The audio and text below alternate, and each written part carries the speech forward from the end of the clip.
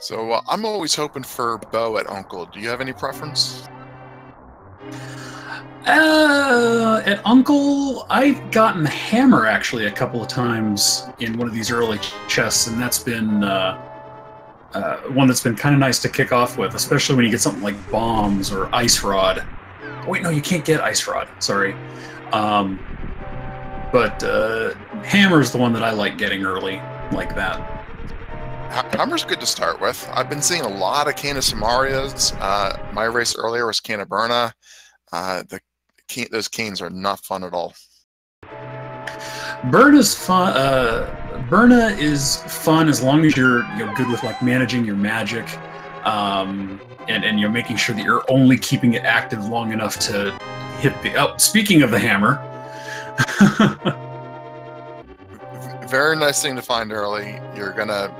It's one of your 3 Dark World access items before you even finish the escape sequence, and you're not gonna have to worry about hunting down what can be a troll item, at least for a while. Ultimately, you're gonna get it before too long. Oh, for certain, yeah. I know that one of the things that I do have a problem with is when you get hammer first and then you don't get any other offensive items, and you end up at somewhere like Moldorm Cave, and you end up having to do the really difficult hammer strats in the mini Moldorm Cave. Yeah, hammer hitbox is definitely tough, especially in a room like Mini Mordor when you're hitting upwards. Dog here, he looks like he's trying to farm some early bombs. Toast, hopefully he'll farm some bombs on the way back. We want to get at least 1 for the back of escape, preferably 4, so they can breeze right through Kakariko without having to purchase any. Yeah, that's true. Although in my experience, I've found that the chests in the basement of the hut, the thieves' hut, and the well tend to have at least 1 bomb drop in there. And I've still gone ahead and farmed, but found that in a lot of cases it ends up being unnecessary just because there's so many chests there, and you very often get the bombs in those chests. Yeah, absolutely. Finding a triple bomb in either one of the escape sequence chests or in the well. If you find an escape, that's nice because you don't have to take a gamble there. But if you don't find it in the well or the lion's hut and you have to backtrack there, it's a frustrating early game time loss. Oh, definitely. It's definitely more. It helps to ease your anxiety in these runs to just go into Kakariko having the bombs, and Toast picking up the Cane of Samaria in the back of the jail cell there. Yeah, both players opting to use 1 pot and the hammer to finish off that chain guard. Nice strategy. I like that.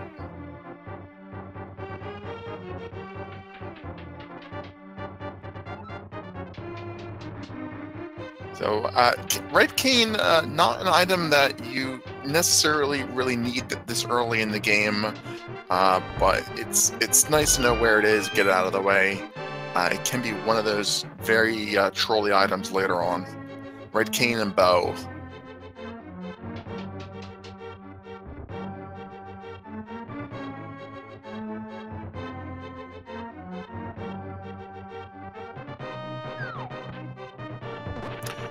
We did see that there were 3 crystals here in the Light World, with Eastern being a red crystal. So that puts all 3 of our pendants in the Dark World. It'll be interesting. Maybe we'll get lucky and our runners won't have to go into Turtle Rock, and maybe not even Mire.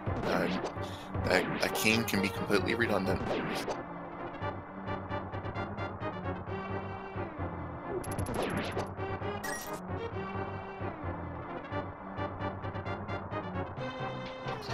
Dog opting to take the right-hand side back down to the main hall here, where we've got Toast headed into the dark rooms of the escape sequence.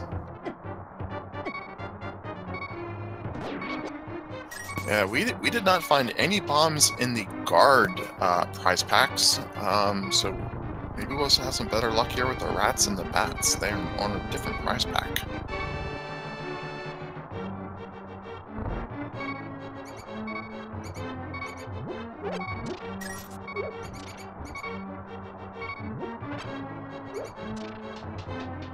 There we go. Picking up the 8-bomb drop there. Very fortunate there. Yeah, nice triple rat kill with one hammer swing to get an 8-bomb drop. That's rewarding. Dog's going to have to be careful here. He's trying to farm for bombs, but he's got to watch because he's down to half a heart. He's going to have to start the sewer section all over again if he gets hit one more time. Definitely be an inconvenience. We can see that he is taking a death. Fortunately, it does start him back at the beginning of sewers, so it's not that big a time loss. And for those who are unfamiliar with how version 29 is handling the randomized swords and deaths, there are 3 sort of checkpoints along the way. There's one when you first start, there's one for when you rescue Zelda from the prison cell, and there's one for when you enter the sewers. So if you die at any point after either of those, you will start at the nearest checkpoint. And in some of the seeds where you've got where you maybe start with bombs, or you start with the bow, or you start with one of the magic using items, you'll always restart at that checkpoint with basically full ammo. So you'll get the full magic refill, or you'll get whatever your 10 bombs are, your 10 arrows. So that way you won't get stuck or soft locked in the in that area. You'll always be given the ammunition you need to complete that section. And Dog, they're picking up the 8-bomb drop as well, so that'll help him get to the chests in the back of Escape. Yeah, only finding a big heart container in those back 3 chests, so it's a little disappointing. We also found both bombs on the bushcrab and the tier 2 tree pole prize. So as soon as you don't need the bombs, you get plenty of bombs. And just a big 20 there in Lumberjack Cave, so at this point, Aghanim not necessarily required. That's good game knowledge to have. Some runners will check it, some will say, I'm not even going to bother checking the item until I get the boots, I know I can access it. Tend to like getting more information whenever you can, so it's good to see Toast do that. It'll be interesting to see whether Dog decides to make the same decision. More bombs. That's another one of those places where they'll end up either there or like the mushroom location. And Dog just getting a piece of heart there in Sanctuary.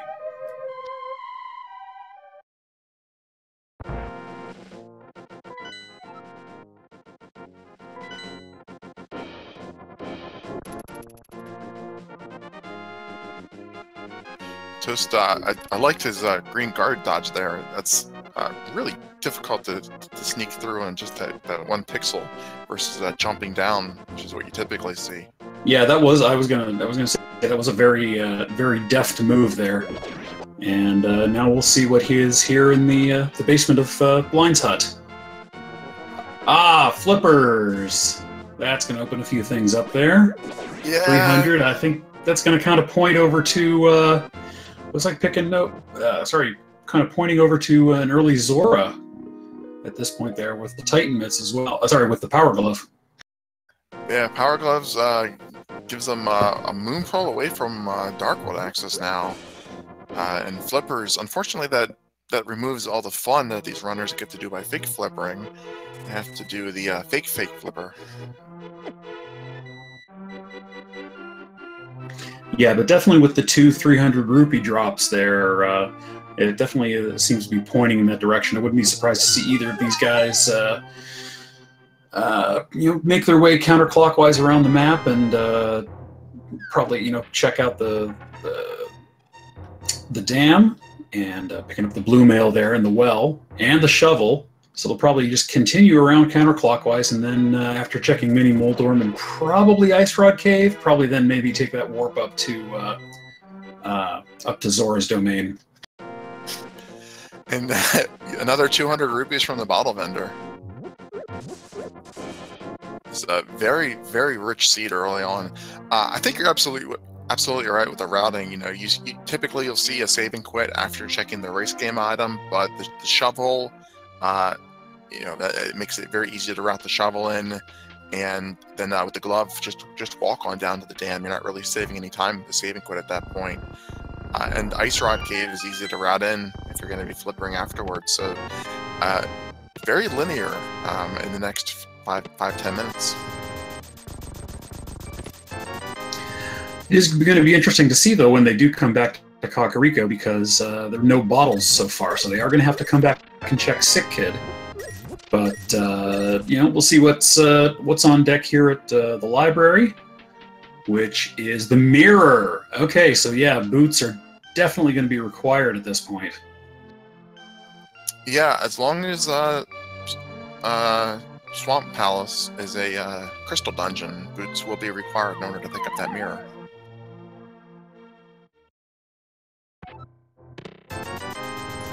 So Toast opting not to just walk on and check that shovel spot, heading straight down to the. You're going to walk the other way to check the shovel spot, I guess.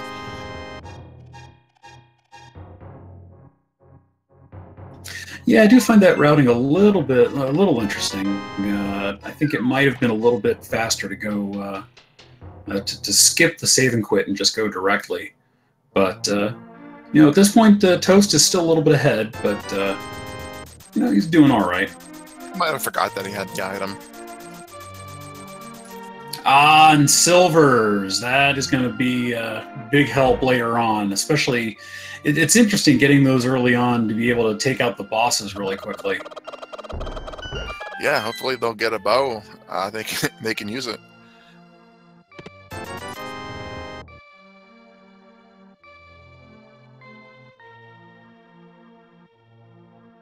So walking down to the dam, this is the route that I was originally anticipating. No mirror or hook shot. It's going to have to make 2 trips into the dam to get both of these items. Half Magic's a nice first item to get, though.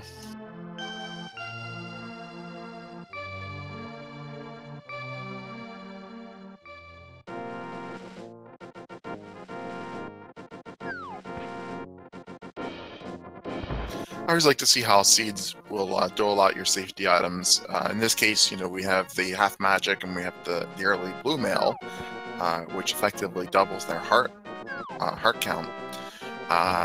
So if we don't get any hearts for a while, they'll at least be in a somewhat decent shape. Yeah, to answer a question in chat, yes, the Swiss round is just 7 weeks. Actually, it's going to be 8 because we're keeping in mind there's a couple of big events going on. I think it's RPG Limit Break is going on in a couple of weeks. So round 6 is actually going to be 2 weeks long, just to accommodate other people who may not be around to be able to do the streaming. And then the bracket stage is going to be 7 weeks as well. And there's the red mail. Red mail and the powder. So that will let them do the magic bat check when they eventually make their way back to Kakariko. Red mail giving them quadruple the effective health. Very safe, even with only 4 hearts at this point. Yeah, and it also allows them to turn the anti-fairies into fairies, which leads me to believe that they're not going to see a lot of hearts early on in this seed. Just judging by what I've seen in other seeds before. Yeah, Toast taking advantage of those flippers to shave a little bit of time off the trip up here to Ice Rod. Without boots, it's kind of a long trip, but using the flippers to save some time, and most likely we'll be not checking the Zora area after this. Would have been a good time to route it in.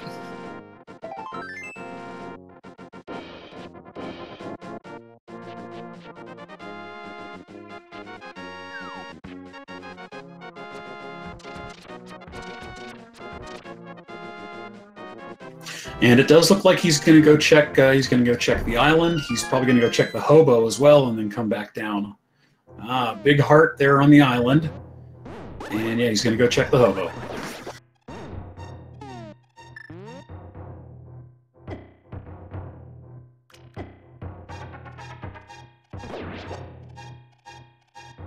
Dog having a little trouble with the hammer hitbox there. Hitting upwards is very difficult. Used to King of Samaria take out a couple there, but he's got to be careful down to just a half a heart. Yeah, and that was the trouble I was talking about at the beginning of the race, that using the hammer as your offensive weapon in that cave can be very tricky if you've not had a lot of practice with the hammer.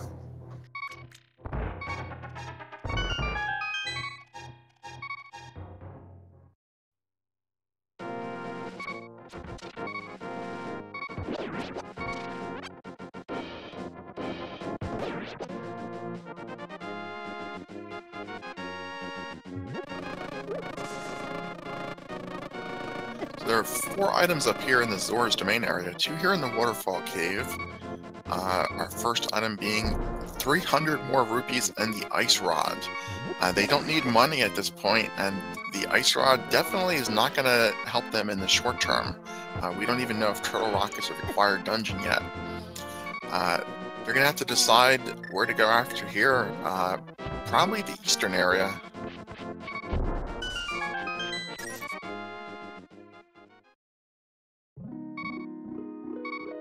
Toast is very quickly running out of spots to check. It's the eastern area, Aegina's Cave, and the Magic Bat are the only remaining locations available to him.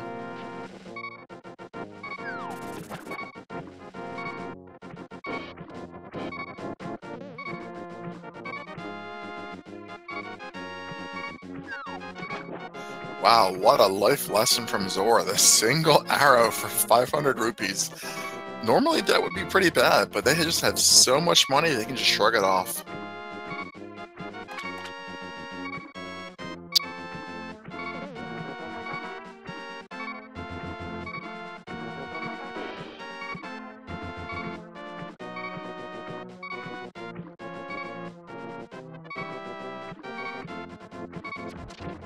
This is good for Toast. He'll be able to very quickly check these 3 hut items in Sasha's hut.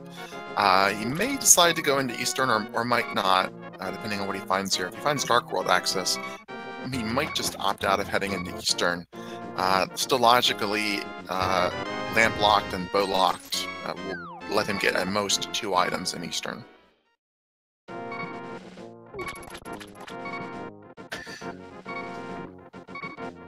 Yeah, not a whole lot there in the back of Sahasrah's hut.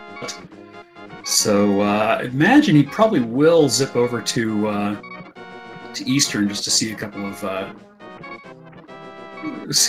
chests there. But no, he's going to save and quit. I think Toast has this like sixth sense that we suggest where he's going to go, and then he saves and quits and goes somewhere completely different. So heading back to Kakariko, probably going to be turning in the Magic Bat, or doing a sequence break up to Death Mountain, though that really would only give him 2 items at the moment, given a lack of the mirror or hookshot. Yeah, looks like he's going to go check Magic Bat, and now he already did check the shovel spot, so this is just kind of a not a last minute, but just checking the last few places he can at this point. Yeah, Dog being very careful to avoid all those Zoras with the just a half a heart left. Even with red mail, probably can only take a single hit. But once he finds a single arrow, he'll be done in Zora's Domain. There's our Moon Pearl on the Magic Bat.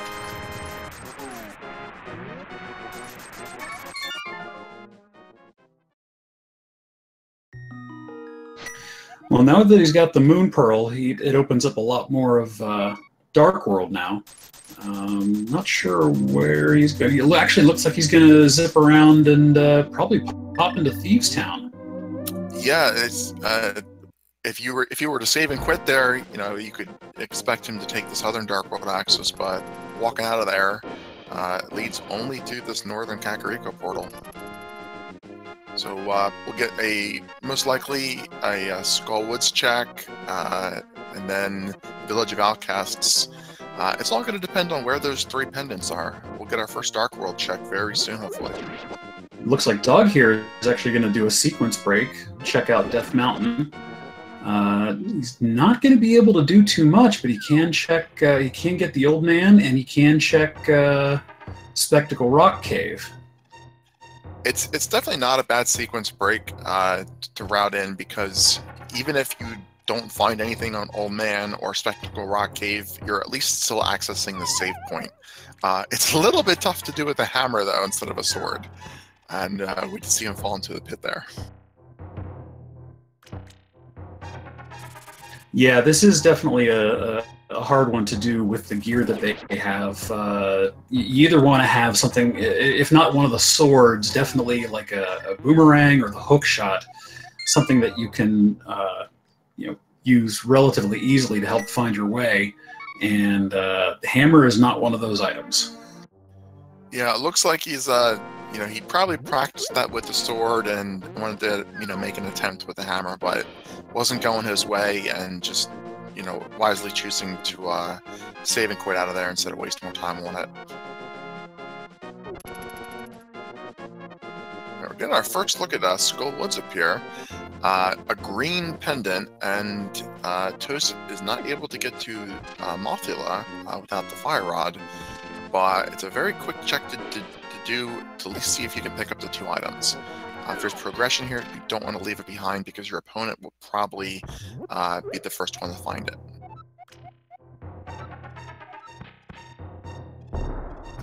And Toast doing the bomb jump there.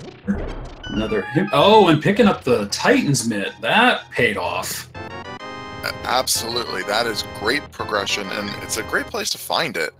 That will enable them to navigate back down the digging game, pick up the frog, do hammers, pegs, all of the southern Village of Outcasts checks.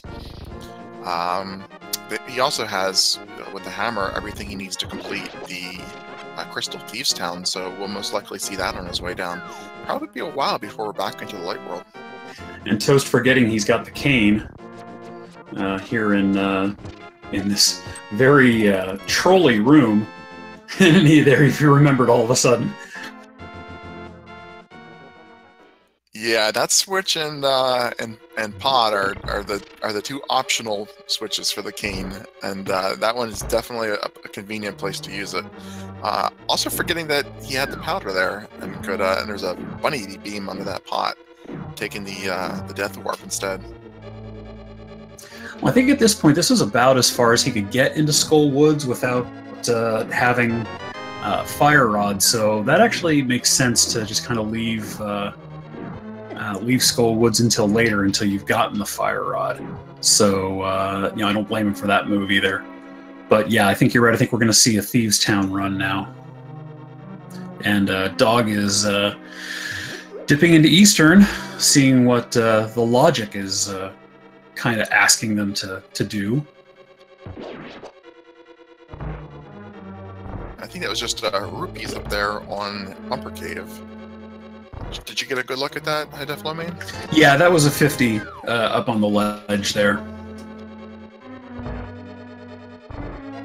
Well, that makes the cape an optional item at this point. Definitely not going to need to worry about that. And chat's saying, yeah, it looks like that with Swamp being a pendant, Mirror may not be required.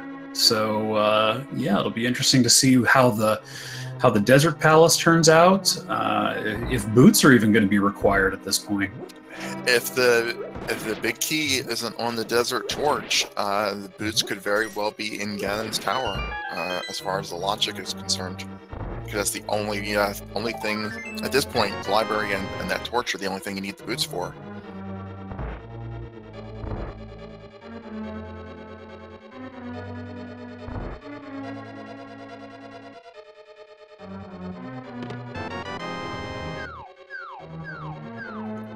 It's definitely unfortunate, though. I love to know that the boots are required, so you know you're going to be getting them, because the game is so much more fun when you can dash everywhere. Without a sword, though, they wouldn't be able to do too much dashing. Dog going for the sequence break to check the big key chest, Library is the mirror. And yeah, it'll be interesting to see. This is not easy to navigate, again, without having something like the hook shot or the sword or the boomerang.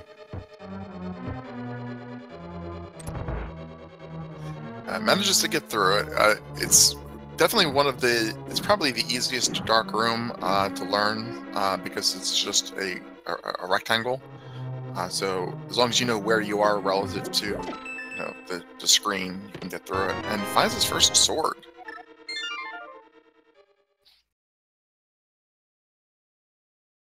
Depending on where the other swords are, that may be a required progression item. But even if it isn't, it's going to make everything that Toast is doing now a lot easier when Dog gets into the Dark World. Still gonna have to find his Moon Pearl though before he has access. Yeah, but it looks like he's gonna go check Agina, and actually no, I think that was already checked? I don't think it has been. No, I don't believe either runner went to Agina's cave. Toast was down to Eastern Palace, Agina, and the Magic Bat, and found his progression on Bat. Dog here is only going to have the Magic Bat left as far as logical progression is concerned. Now that he has the sword, though, he might decide to make another attempt at Death Mountain, so we'll have to wait and see.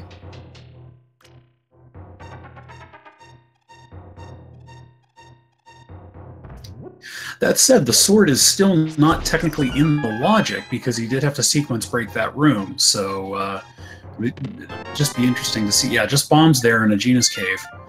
So, yeah.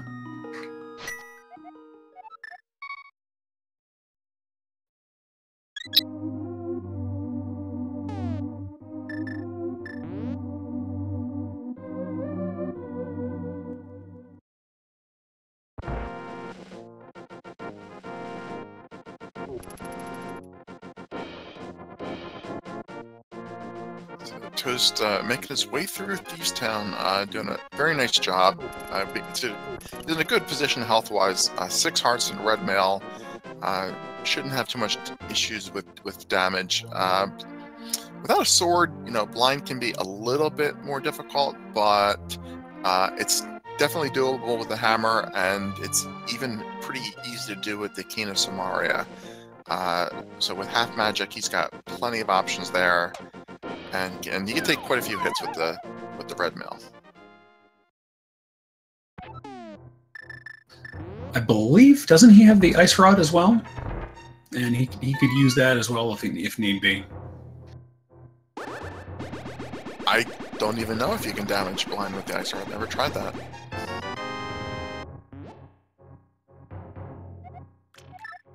Another sword.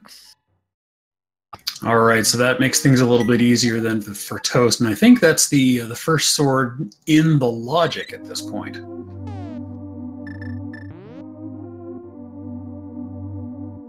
Indeed, it is. If either player finds the lamp, though, that will put the Eastern Palace sword officially back into logic. But when Dog ends up getting here, he's going to pick up his Master Sword, so that'll give him a nice advantage.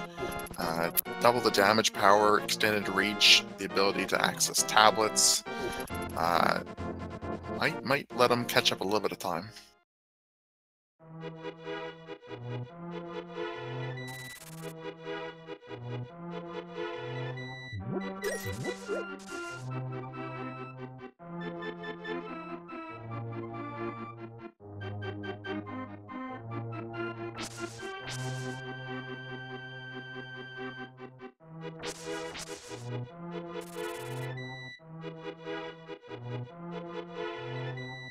So it finishes off blind. Absolutely no trouble. Doesn't even make it down to the bottom of the screen one time. It's a very clean blind fight. Looks like Dog's taking the long way around to the Thieves Town portal. But, oh, yeah, that's what he's up to here. Looks like he's going to get in there as well. Meanwhile, Toast, I think, is going to go down and probably bring back Jeremiah and check out Race Game as well. Yeah, without the mitts, this is that's Dog's only way to get to that portal. So he's got to, got to deal with what he's got. But hopefully he'll pick up the mitts in Skull Woods. I meant he was going through the Lost Woods instead of going through Kakariko from down below. I'm actually not 100% sure which way is faster there.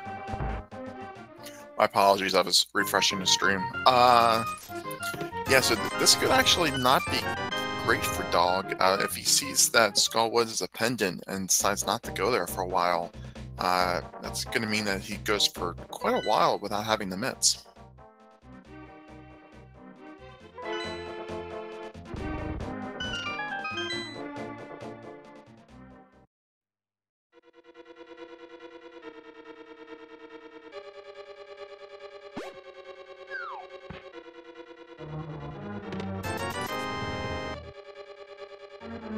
It's very frustrating for our runners doing these Dark World checks, knowing where the mirror is and that they can't get it.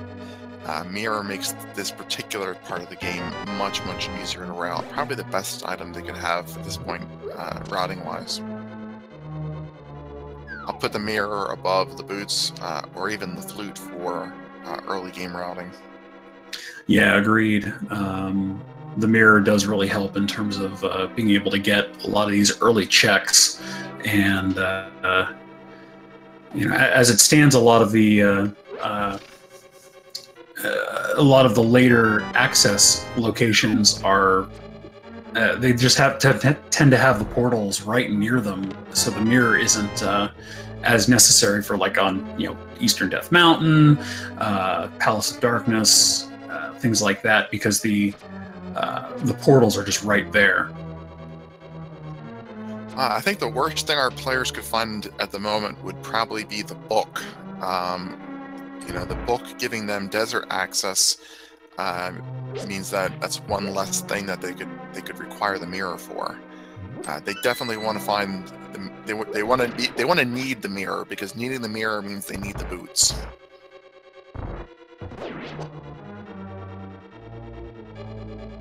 So maybe we'll get some hype cave hype. We'll get the boots in here.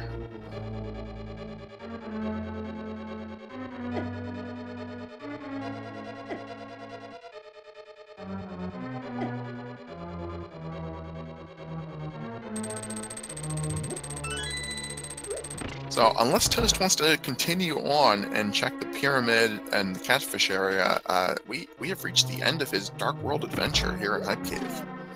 With a small piece of heart, a red rupee, and another small piece of heart, and a Master Sword upgrade.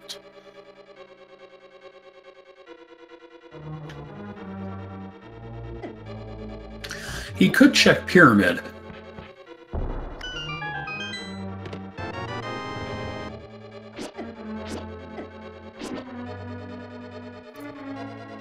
Well, with Eastern being a crystal dungeon, there is almost 100% chance that Toast will pick up that sword when he eventually gets there. So knowing that they'll be going to Ganon's fight with at least tempered and silver arrows, because there's 100% chance they'll have the bow, it's probably good news for the runners. Yeah, I've actually been getting a lot of either tempered or butter sword and silver seeds myself recently. So, and just a big 20 there at the pyramid. So, do you think Toast will maybe zip up and I think he's probably going to zip up and see catfish. Might as well while you're over here. There's hardly ever a good time to route in a catfish check. Well, yeah, I mean, like I said, when he was doing Hype Cave, it was either, save and quit, or, do pyramid catfish, and you're right, there's really no great time to route it in. I was doing this earlier, and I got knocked off into the wall, and ended up in pod. I didn't even know that was possible. This game is very, very broken.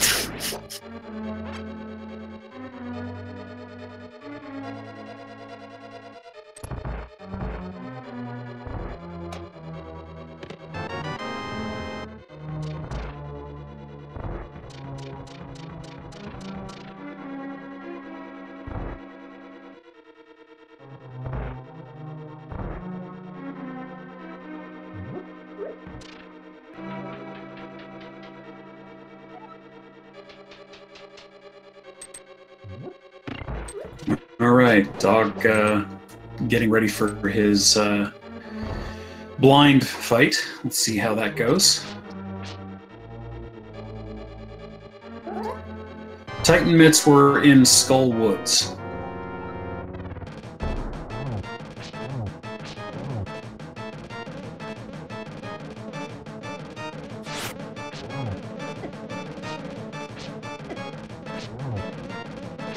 So where do you think he's going to head after turning in the dwarf?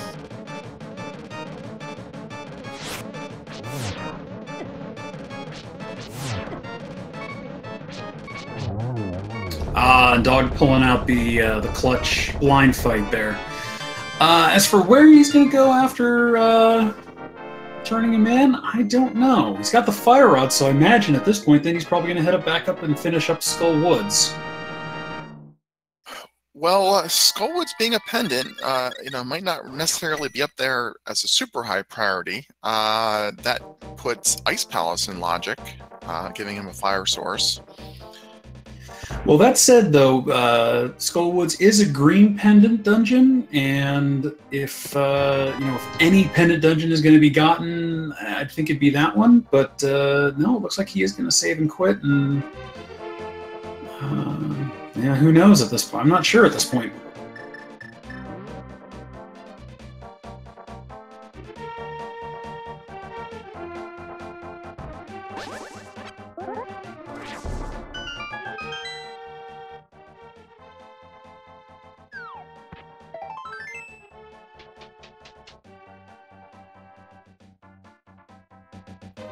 Well, looks like we're seeing our first Eastern play from Toast, which will be nice. If he does the sequence break, that will upgrade him to Tempered Sword. He's not going to be able to complete the dungeon, but the sword upgrade will make the rest of his game a little bit easier. Dodge, unfortunately, decided to head south prior to checking the Lost Woods, so not going to be able to do the Frog World tour. Not going to be able to check the Hammer Pegs. Probably just going to do Hype Cave and Stumpy, and either save and quit or continue up to Catfish like Toast did.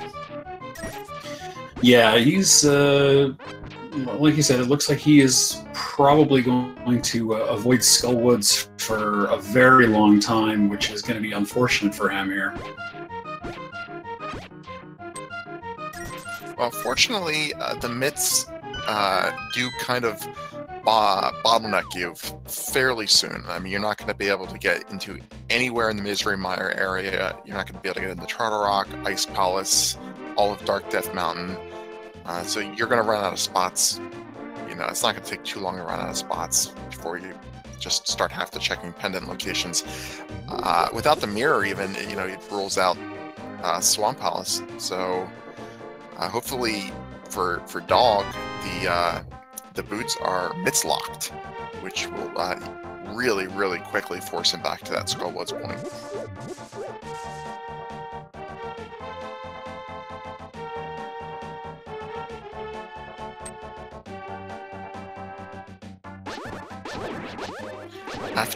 After Hype Cave, and then the other overworld areas that we've already discussed, Palace of Darkness is probably Dog's best option if he wants to avoid Skullwoods. He can do everything. He can get a lot of items in there. Unfortunately, they are going to be mostly sequence broken items, given all the dark rooms. I think he has a potion, so he may sequence break right side of pod as well if he goes into there. That'll be a very aggressive play. Did they get a potion? I thought the only bottle I saw was a B bottle. I thought there was a green potion somewhere.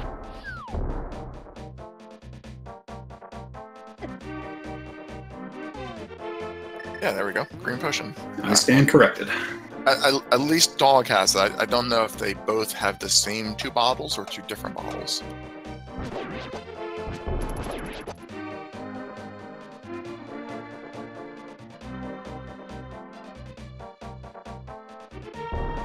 So Toast, having the advantage of the sword, has a much easier time getting through that darkroom sequence break, and is now both of our players are now on the tempered sword level, having picked up the same 3 swords. So there's one more out there, but we don't know where.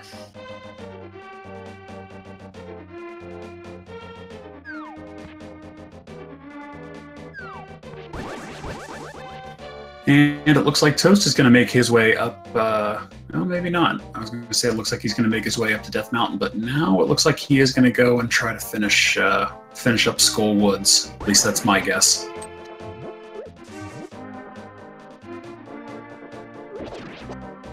Skull Woods is a good option. There's, I believe, 1 item left in the dungeon, and then, of course, like you said, the green pendant. His next logical step will probably be the Palace of Darkness, so he'll be able to route turning in the pendant with walking all the way down to the warp point at 5. So that could be efficient. But we are seeing neither of those, so maybe a purple chest trope instead.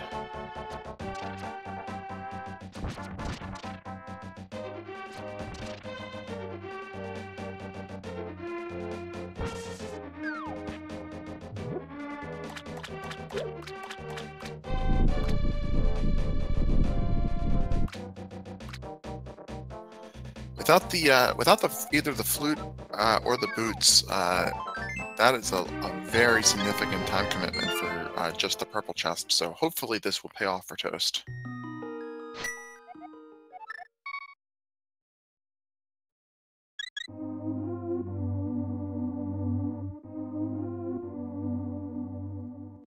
Chat, I think you are right. I think that is Sora, Dog's sprite.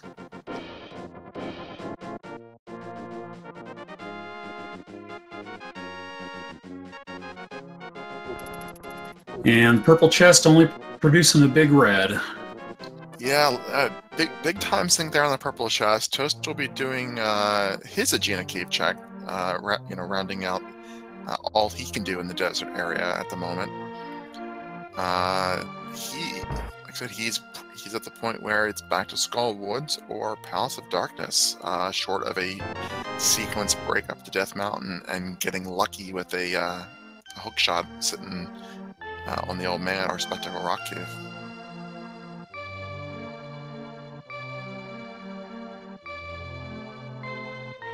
A hookshot in Spectacle Rock Cave or on the Old Man would be a very fortuitous find for that particular sequence break, opening up both light and dark sides of East Death Mountain, as well as Tower of Hera. But the odds of getting that lucky, not too high. See the Cane of Burn up there on the desert ledge.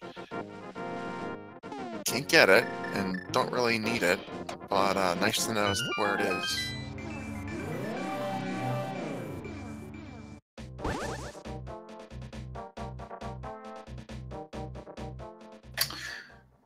Titan Mitts were in Skull Woods. Toast got them doing doing the bomb jump. They were in the big chest in Skull Woods. And Dog is making the play that we know that he needs to make up into Skull Woods, so he'll be picking up his mitts very soon as well. May decide to make another attempt at that Dark Mountain sequence break, having the mitts now.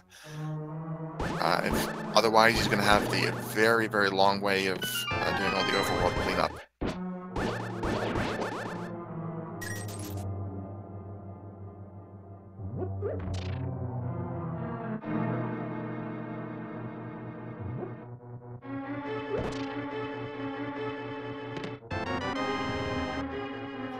And as expected, Toast is making his way up to Pod, and a number of chests he can check. It'll be interesting to see if he does try to go for the sequence break and getting the dark room chest. But still plenty to check without doing that.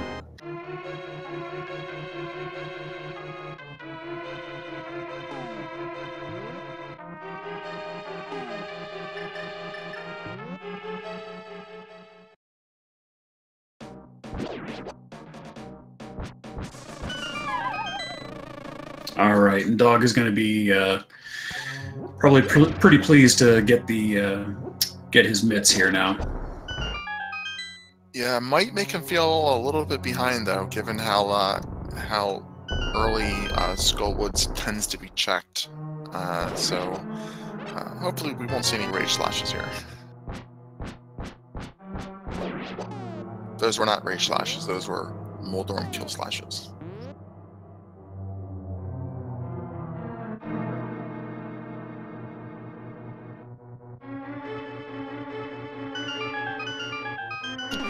Pod is not a fun dungeon to do without the mirror. A lot of routing that becomes very easy with the mirror. You really have to think through in advance without it. Dealing with those beetles. Oh, and we find the boots. Nice first item to find. All right, so I can imagine that even though it at this point is technically not required, I wouldn't be surprised to see either of these guys on getting the boots, given how stingy the seed has been, just going ahead and trying to pick up the mirror. And Toast is going to realize he does not have an extra small key, so that'll set him back a little bit here. But he does pick up the big key. Yes, Toast is done in this dungeon unless he sequence breaks the bow-locked side. There's no more progression that he has access to. But the boots will let him get to both the King's Tomb and Bonk Rock areas outside of here, as well as pick up the mirror and finish off the mirror locations.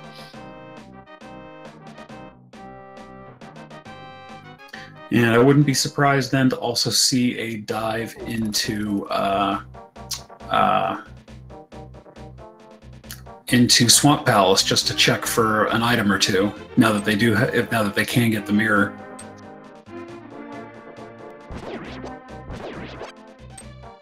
And Dog checking out Bumper Cave. Yeah, Pendant Swamp without the hook shot is a difficult play to make. You're only going to be able to access 4 locations at most. This is true.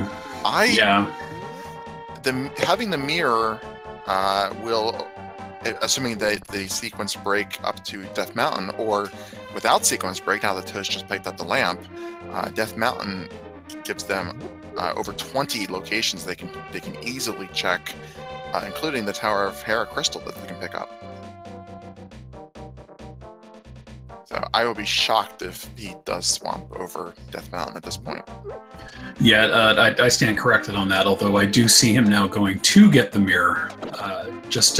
Having gotten the lamp, you're right. Making your way over to here to get the mirror and then do the hook shot and then Tower of Hera, it does seem to be the smart way to go. It should also be noted that Toast, now having acquired that lamp, has put his Tempered Sword upgrade that he got in Eastern officially back into the logic, removing that Dark Room sequence break. Yes, that's true. Yeah, so he's completely out of sequence break territory at the moment, which makes keeping track of where you need to go next a little bit easier.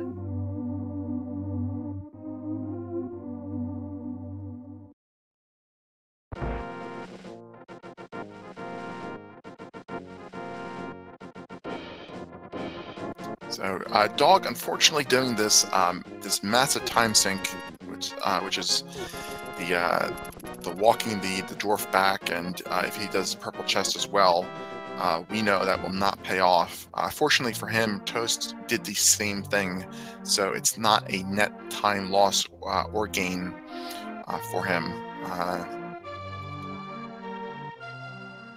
But hopefully he makes his way to Pod sooner rather than later and catches up a little bit of time, or maybe even routes in. Wow, that is interesting. I mentioned the finding hookshot on the old man would give them all of this access earlier, but what were the odds of that? Apparently very good. The question from chat. The boots were actually in pod. They were on the right-hand side of the big room with the turtles.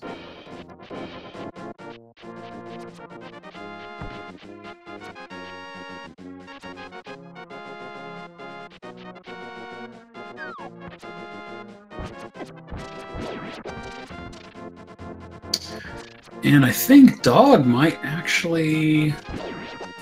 Is he going to go check Ice Palace real quick?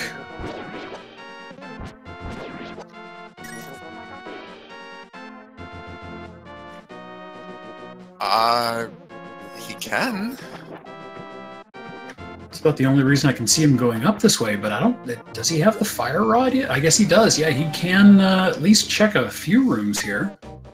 Well, he has the fire rod and the hammer, so assuming I guess he could clear it. Yeah, assuming he can do a bomb jump in the hookshot sequence, the jelly room, or he finds small keys and can avoid that altogether, he can full clear the dungeon and get all the items. It's a little bit early to normally do this, but he does have the tempered sword and he does have the red mail. Fire rod and that green potion, so it's actually not a bad thing to do.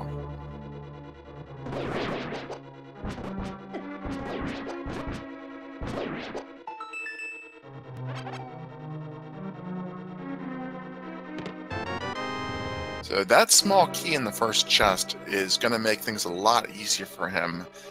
He's going to be able to take the right key door and get to the hammer-locked areas without having to bomb jump through the hookshot jelly room. That's going to make things quite a bit easier for him, and that will put all of Ice Palace in logic.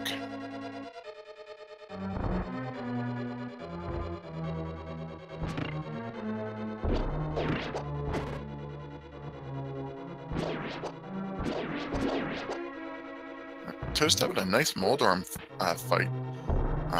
One slash and one spin is all it takes to kill Moldorm with the Tempered Sword. I don't know if there's an item in the basement. I wasn't counting. I think, according to the chat, it looks like they're not going to need to do the basement.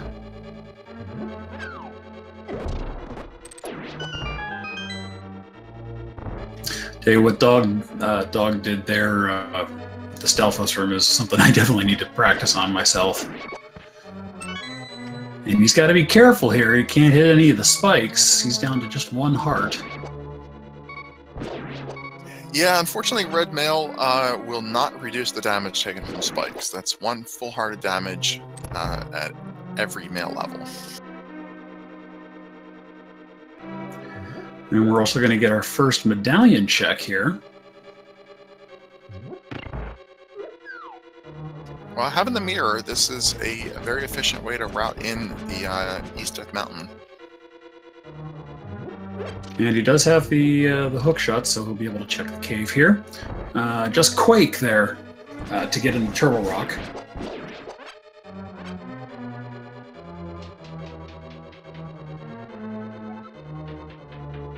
So Dog wisely opting not to do the Ice Palace bomb jump.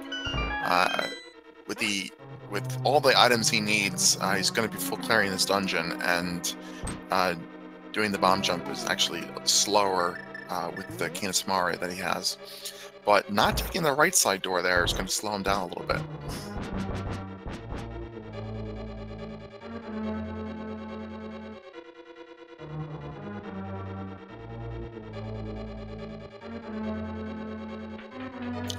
Looks like Toast wants to check the Ether Tablet before finishing off the light side of Dark Death Mountain.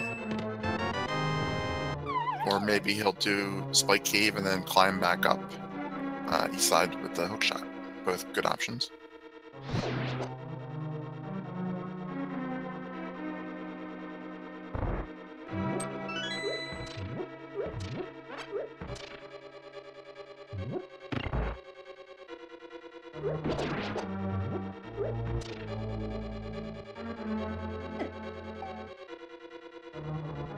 So the book giving him access to desert without the mirror and the flute So it'll be interesting to see whether he decides to head in there.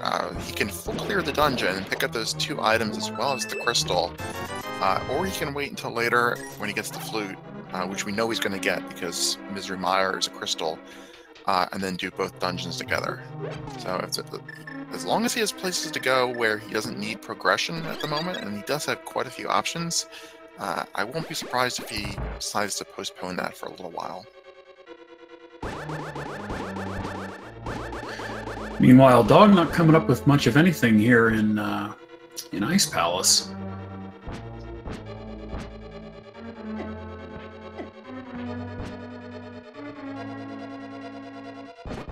Yeah, unfortunately, we know where a lot of the progression is. You know, boots are in Pod, and boots unlock Mirror, which unlocks Lamp, which unlocks Hookshot.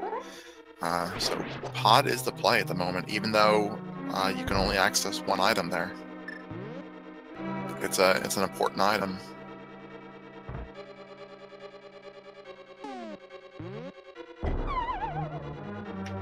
Dog missing the bomb jump there.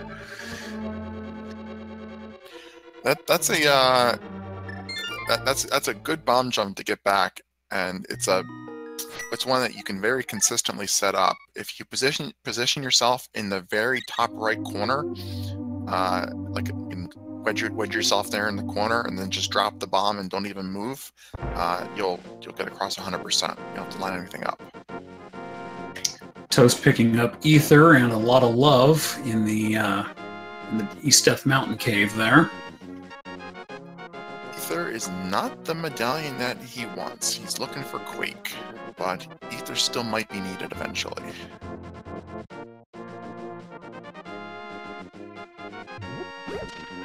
This is interesting. So we are seeing the Death Mountain sequence break from Dog. Keep in mind, he did try to do this earlier. Without the sword, it was a little bit difficult, and he opted out of it. He's going to find the hookshot on the old man here. So he's going to be able to access everything that Toast is currently doing, even though technically it's a sequence break. Right. And Toast picking up red Code Red and a blue rupee in the Super Bunny cave.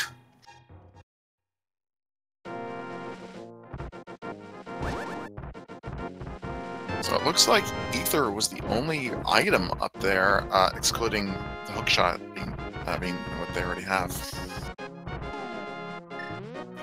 Another thing to note, though, is that Dog does not yet have the mirror, so he's going to be limited on what he actually can check that Toast has already checked.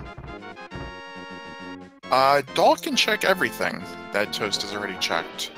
He just has to make sure he does all the Light World stuff before the Dark World stuff. He can get to Hera by going around and using the hammer.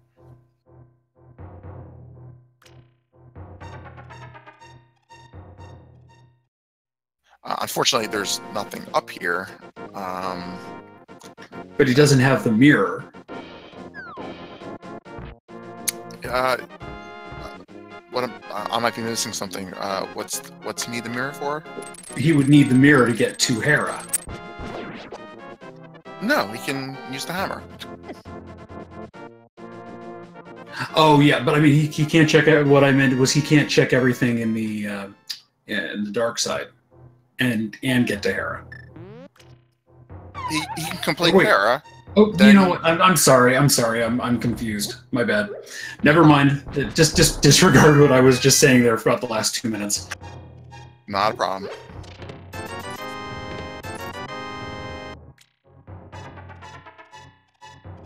So, Toast doing his K45 check, one of the mirror-locked locations, and just finding the bad boomerang, the red meringue.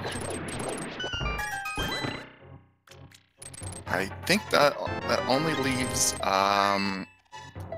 so he can do the Bombos tablet, and then I don't think he did Graveyard Ledge, so there's 2 mirror-locked locations, and he's knocking Bombos out right now. Yeah, I think chat Merc said basically. I think what I was trying to get at was that yes, he can check all those places, but he would have to make 2 separate trips. It would be the long way to go around to check all those places.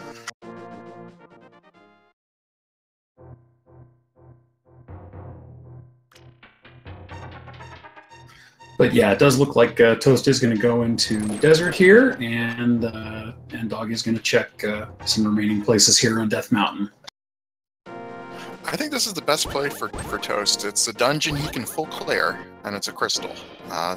Always should be top of your priority lists before diving into Swamp, which is the other thing that he was nearby. It looked like he was considering it for a minute, but full clearing crystal dungeons, always a way to go.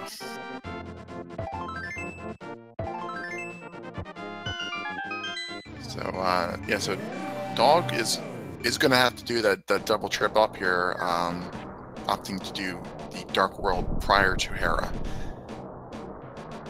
But that will, fortunately for him, he doesn't know it, but he'll find the book here, so he will be able to do Ether as well during his second trip.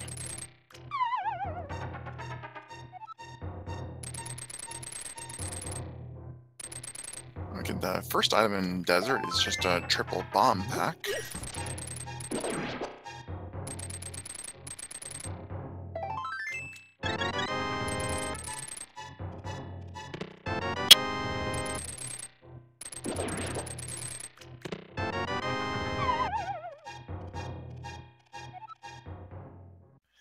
Big key on the Torch in Desert, so I mean, at this point, boots were required for, and they weren't really required for the mirror, but they were required for that at least. Yeah, boots are definitely definitely required at this point then.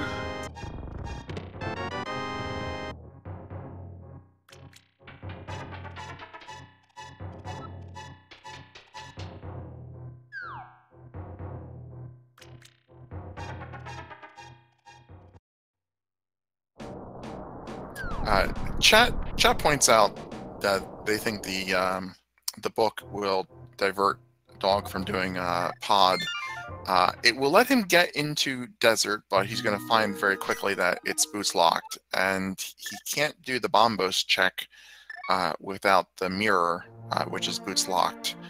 So it's not really opening up any options for him other than this really, really quick dead end into Desert.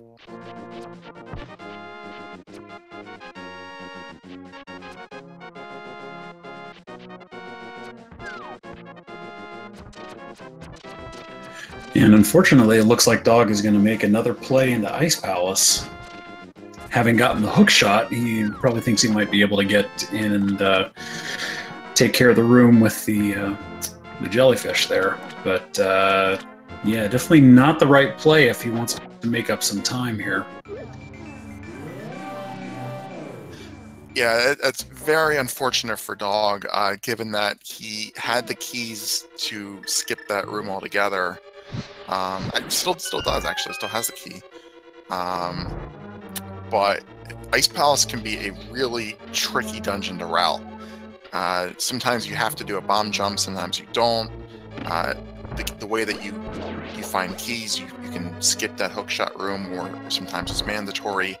That's why if you look at most map trackers, the map trackers will show that hookshot's required, because it absolutely can be. So it's a difficult situation to be in, and part of the trouble with making a relatively early ice play.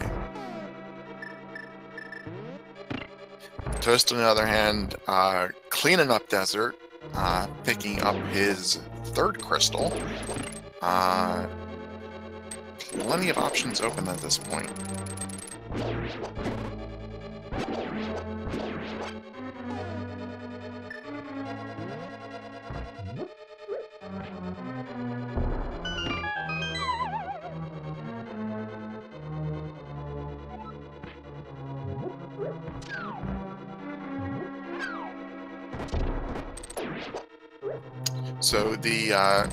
So chat asking, what can be on pet at this point that they need? The bow cannot be on the pedestal because the Palace of Darkness is bow locked. Either medallion can be on the pedestal.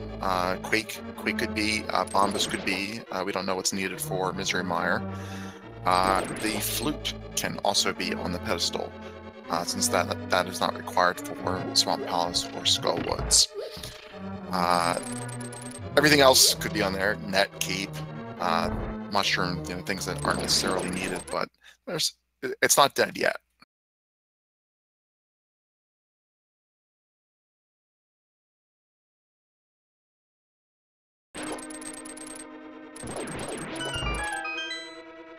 So Dog is definitely having an easier time now with the hook shot. This could very well be a matter of just where his comfort level is. Taking that right side key door, that was what I was referring to earlier. That lets him bypass the hook shot section altogether. So unfortunately, he now has the hook shot, so doesn't need the door. But he's going to be able to pick up all the hammerlocked items, which will let him finish up that dungeon and get out of here. So hopefully he will move on to Pod for his next check.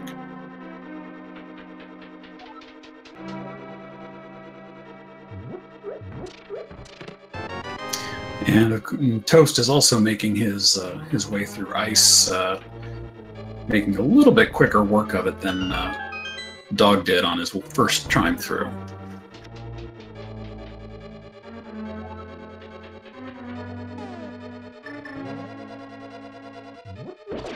Also picking up the bomb jump there.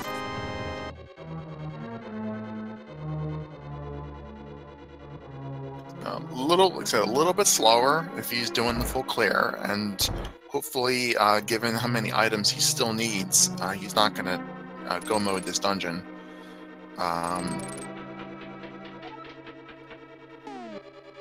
When you do the full clear, you get all the keys that makes picking up doing the bomb jump makes you have to fall down the cold stair and actually climb back up in order to check the escape room, so it's a little slower. But he's doing the hammerlock side, so looks like he's doing the full clear.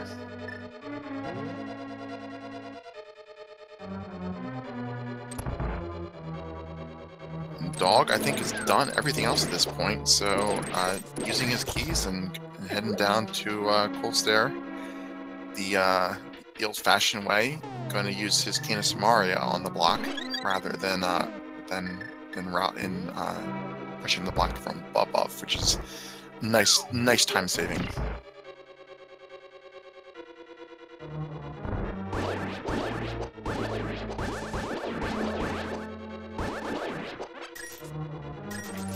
Picking up a little safety heart and magic, I think, from the enemies in the room just before Cold Stair there. Not a bad idea at this particular juncture.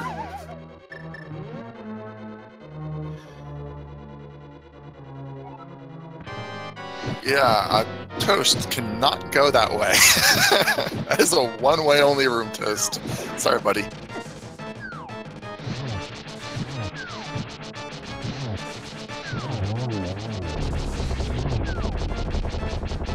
So, Half Magic, Cold Stair, a very nice fight. You get 16 Fire Rod shots instead of 8. You only need 8 to break him out of his ice cocoon there. Dog opting to play it super safe and use his magic potion rather than take him out with the tempered sword. Has a lot of health, and red mail probably could have done that with the sword and saved the potion, but he can never be too safe, and he definitely has the money to buy a replacement. Yeah, I know full well that particular fight, if you think you might need to use the potion, it's smarter to just go ahead and do it, because if you don't, you might regret it later. I've had that happen to me in the recent past, very recently, and kick myself for not using it when I was thinking to myself, oh, I really should, refill either magic or health at that point. So yeah, I couldn't agree with you more. And he's been in that dungeon twice already. So probably does not want to make a third trip. And it's worth playing it extra safe. So now it looks like Dog might be looks like he might be zipping over and doing the same purple chest run, and again is going to be a bit disappointed. Hopefully, upon doing that, he'll, then maybe zip over to Pod. No, actually, it looks like he is going to go and try to finish off Skull Woods. This could still be progression. There's one item in Skull Woods, I believe, and of course the green pendant. The green pendant, that could be Flute or Quake or Bow, or the remaining progression items that we're still looking for. Either way, though, it might motivate him to at least head into the pod eastern area. Without the mirror, he's gonna turn the pendant in the light world rather than route it in with pod, but he'll at least be close enough that maybe he'll be thinking pod. Right. And so we'll see what happens here. We got Toast's Cold Stare fight coming up. Plenty of magic to spare. A little bit lower on hearts than Dog was, so he's got to be a little bit more careful. Can still take a few hits here with the red mail, though. And doing a decent job of getting those early shots in the corner there and making really quick work of Cold Stare. That was actually quite a good fight there. Yeah, that's a practiced Cold Stare fight. We saw him doing the poke dash strats to begin with, get a few hits in there. Wasn't able to get all the hits in, but got enough and was able to corner him. So very, very clean Cold Stare fight.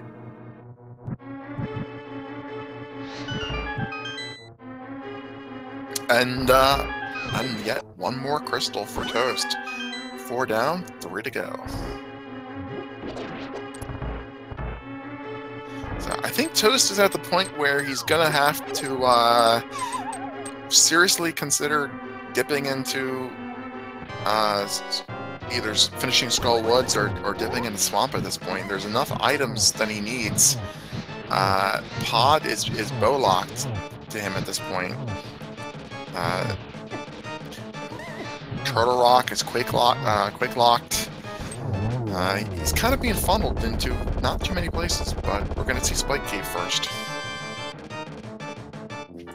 Dog actually having a pretty decent Mothula fight there. And he's going to pick up the green pendant, and we'll see where he goes from here. We did see Mothula was keeping the second item, a 10 arrow capacity upgrade. Not what Dog is looking for, but like we were saying earlier, hopefully that pendant at least leads him into the pod eastern area. And nothing in Spike Cave either. Poor Toast.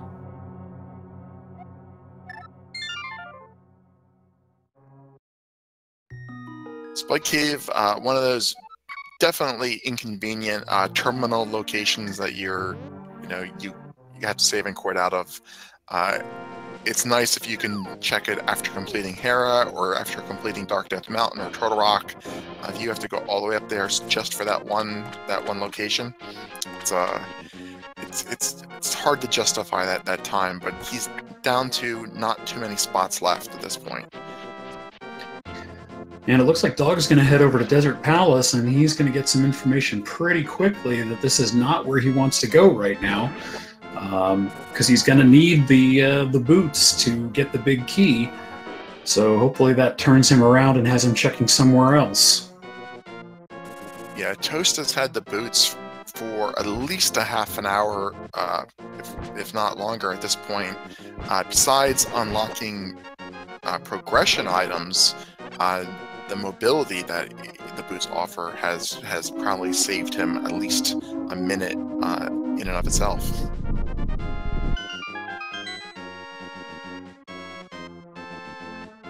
And Dog is going to be very frustrated when he sees where the big key is on the torch.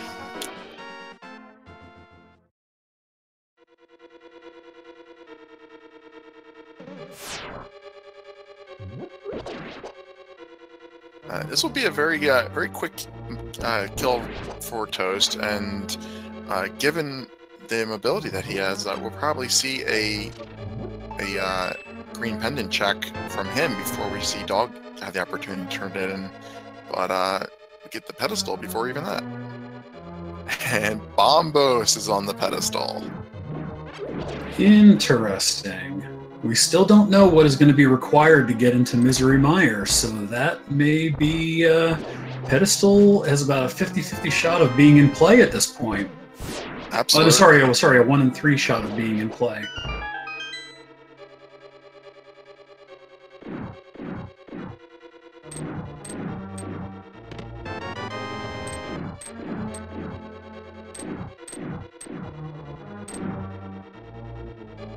So Dog has done everything he can in this dungeon. There has to be the big key on the torch, but unless you deduce that, you're gonna have to go walk over and check, unfortunately. Oh, and Toast getting grabbed by the wall master. And actually, in chat, because yeah, it's a 1 in 3, because it could be one of the 3 medallions to open it up. I originally thought it was a 50-50 because of the 2 medallions that they don't have. But if Bombos is on the pedestal, yeah, the Misery could be pedestal locked. Yeah, it's a 50% chance it's an item that he needs, and it's a 1 in 3 chance that pedestal is required. So you can look at it from both those ways. A medallion flip, I think, is probably what you were going for there. Oh, chat, not me. Okay. Yes, not you. That was chat. My bad. I'm like, I didn't make a coin flip joke. Sorry, I need to make sure I indicate when I'm responding to chat. So, Dog is doing, I guess, a spike gate check. Only thing he can reach up here.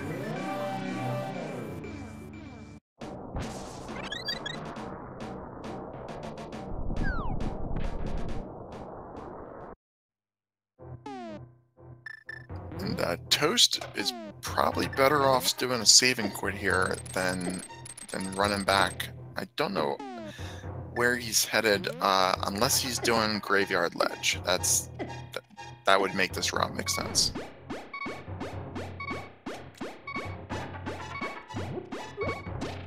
I think you're right. I think he is going to go check Graveyard Ledge.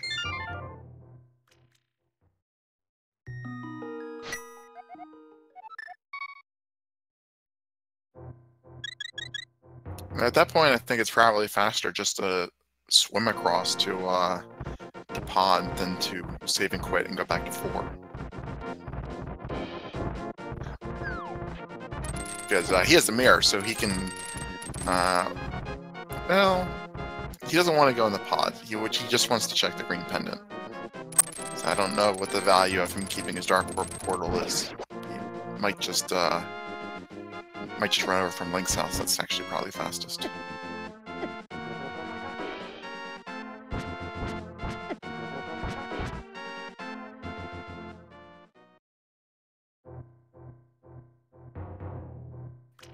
So Swamp doesn't have to have the bow to answer Chet's question. The green pendant could have the bow, and then all the progression could be in pod. So there's really, at this point, we want to know what the green pendant has.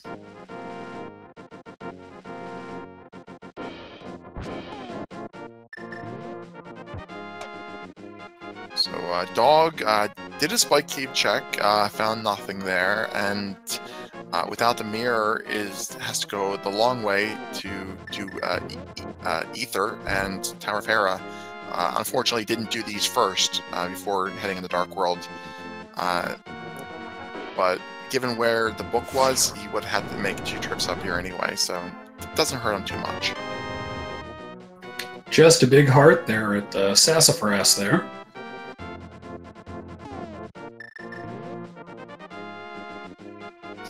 Alright then. That gives us progression, mandatory progression in Swamp Palace.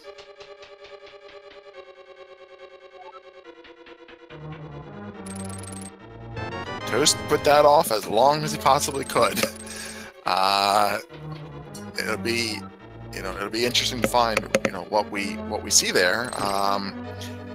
knowing that Swamp has been available for a long time and he's chosen to put it off, could make him feel behind. We know that he has quite a lead here at the moment, but he did a full clear of ice, something that wasn't required. So he might feel behind if he finds early progression here.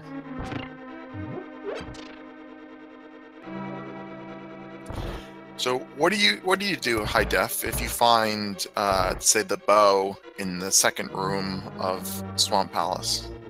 Do you leave and go back to Pod Eastern, or do you keep going?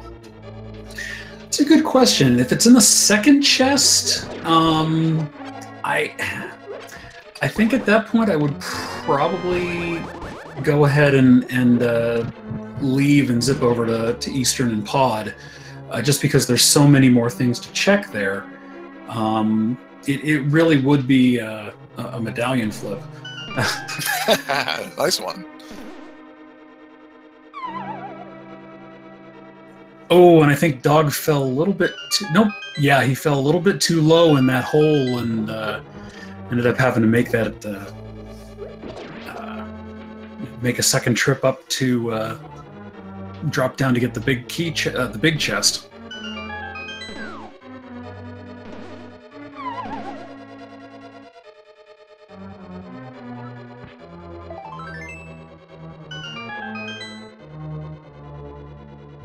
Well, without the boots, that would have to be a 2-pixel perfect bomb jump instead of the 6 pixels that having the boots gives you. I definitely do not blame him for opting to fall down there and pick up that chest the vanilla way. I do the same thing. That is a difficult bomb jump to make, and if you miss it, then you fall down 2 floors.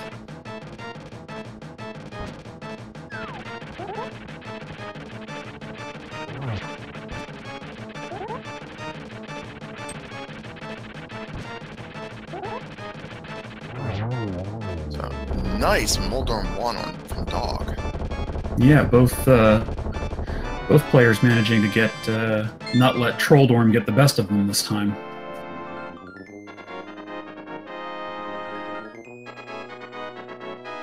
So Toad is committing to do a full left side clear rather than head to the back. I guess he feels that there's enough items here that it's worth just full clearing this dungeon. Just get absolutely everything done in one trip. Yeah, with the bow, the both of the medallions are missing, and the flute still in play. I think that's the smart move. Yeah.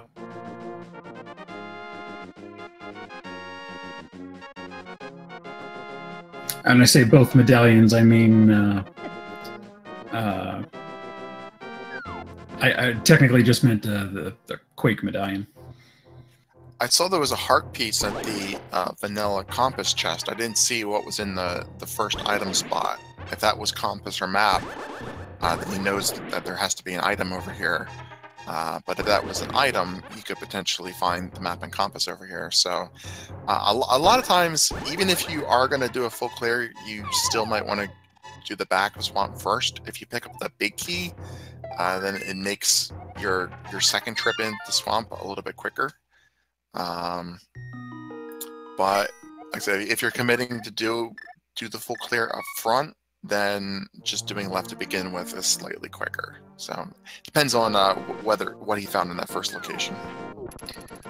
All right, and I think at this point, Dog is finally going to make his way over to Eastern section and hopefully delve into Pod. I think he's going to finally make that play there. Well, he's going to turn his pendant in. Hopefully he does continue on and do the Dark World portal.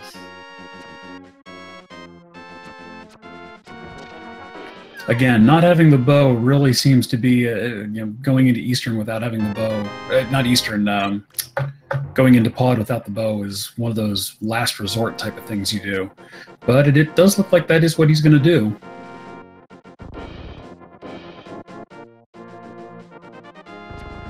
Well, I couldn't disagree with you more on it being a last resort. I think a lot of times you find value in Pod, even Pendant Pod, it's one of those locations that is, it's one of the first things that you can typically access in the Dark World.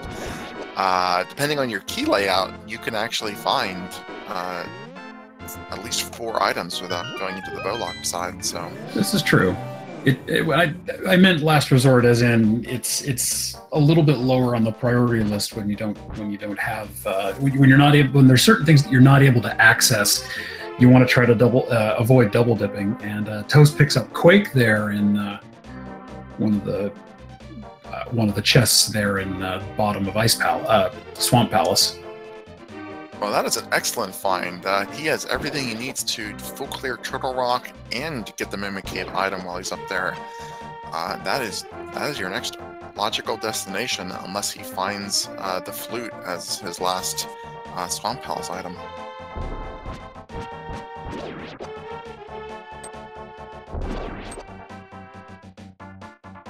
I think if you find the flute here, then you do Misery Mire first, and you try to save Turtle Rock for last. What do you think?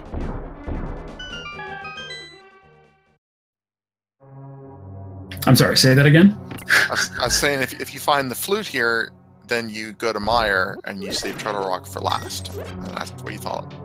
Yeah, just in general, I try to save Turtle Rock for last, just on basic principle.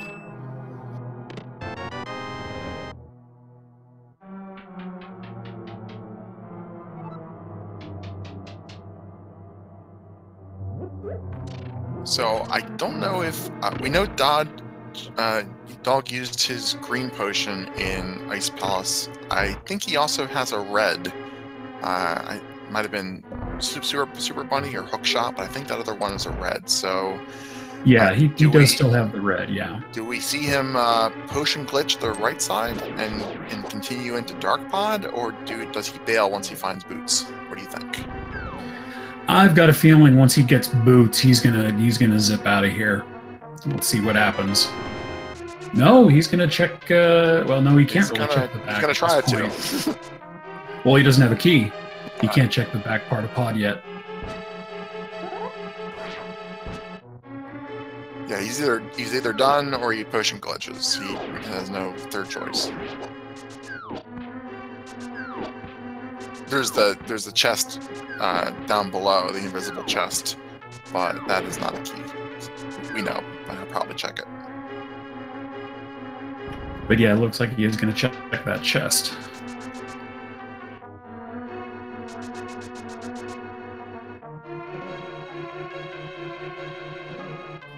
Looks like Toast is he's gonna go ahead over and check out Turtle Rock.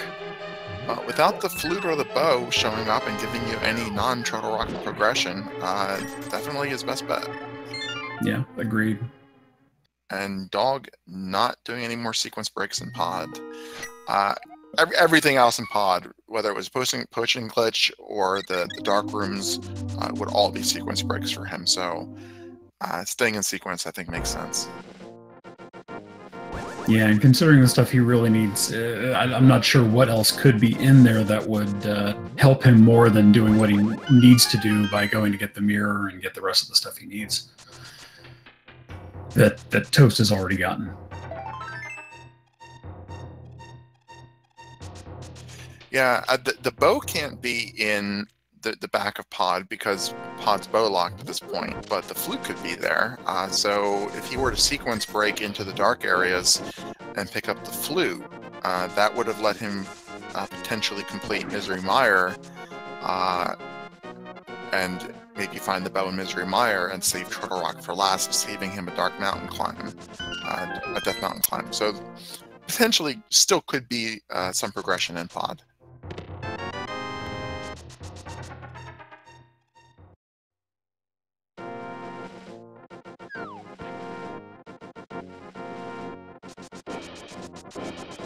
And we'll know pretty soon how convoluted it gets based on what we find here on Turtle Rock. This is going to lead him to his next place, wherever that may be.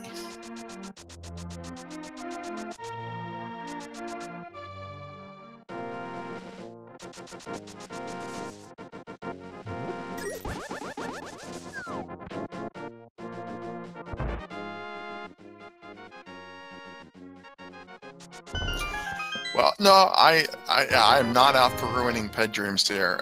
If we find the bow, then that will allow him to complete Palace of Darkness, and he can find his Bombos medallion there.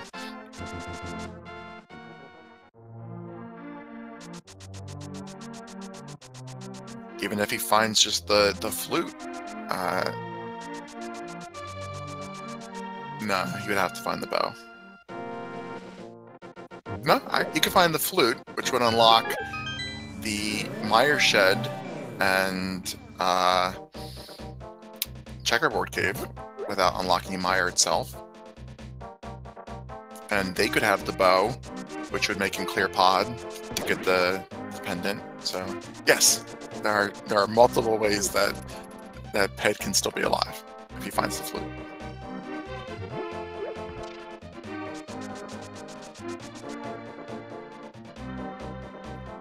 Twitch chat and commentators, making runners' lives miserable since 2016.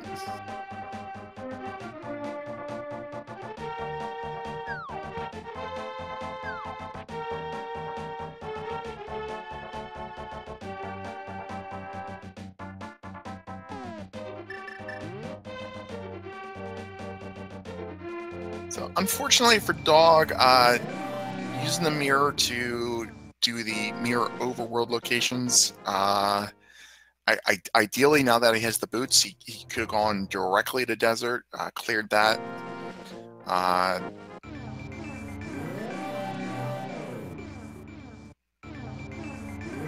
Maybe taking the gamble to dive right into the swamp and find his next progression item. This purple chest trip is not going to yield any progression for him.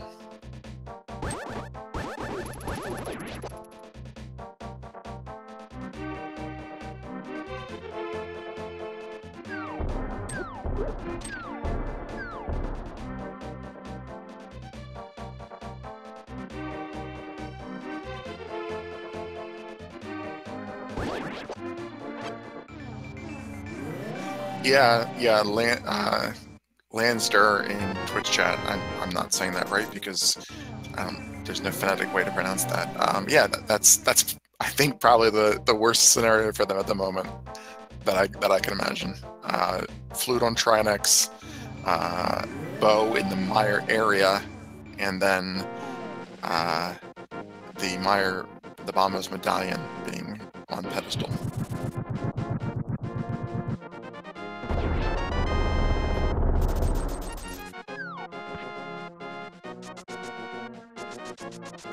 So Turtle Rock not yielding any key progression for Toast so far. Just has Mimic Cave here and the 4 locations on Laser Bridge, and then the 1 roller room chest.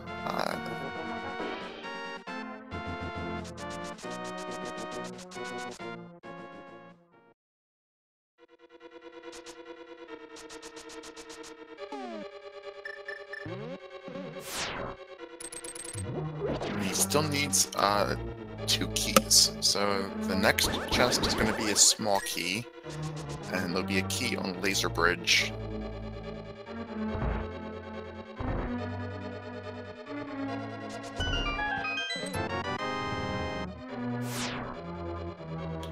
Getting the switch block invulnerability there. That's a nice tactic to learn. So well done for Toast.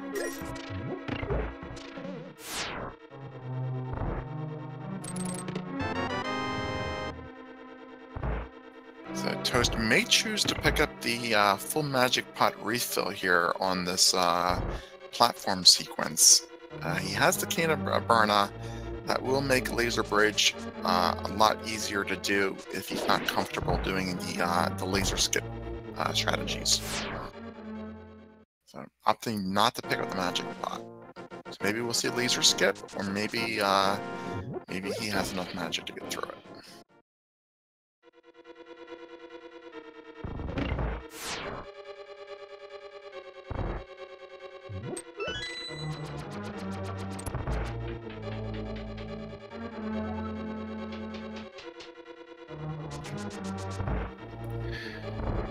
Yeah, and it looks like Toast is not opting to make that the safety door,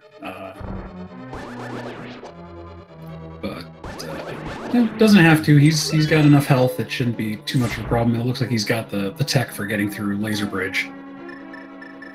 Absolutely, he'll be able to. Oh, we found the bow. Nice. Pet stays alive.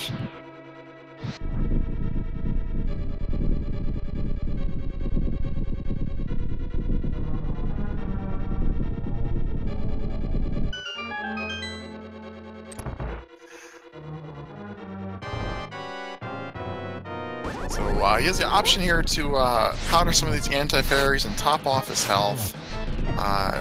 Get a little bit of safety heading into the Trinex fight. Having opted not to take that safety door, this will, getting those anti-fairies will give him enough safety.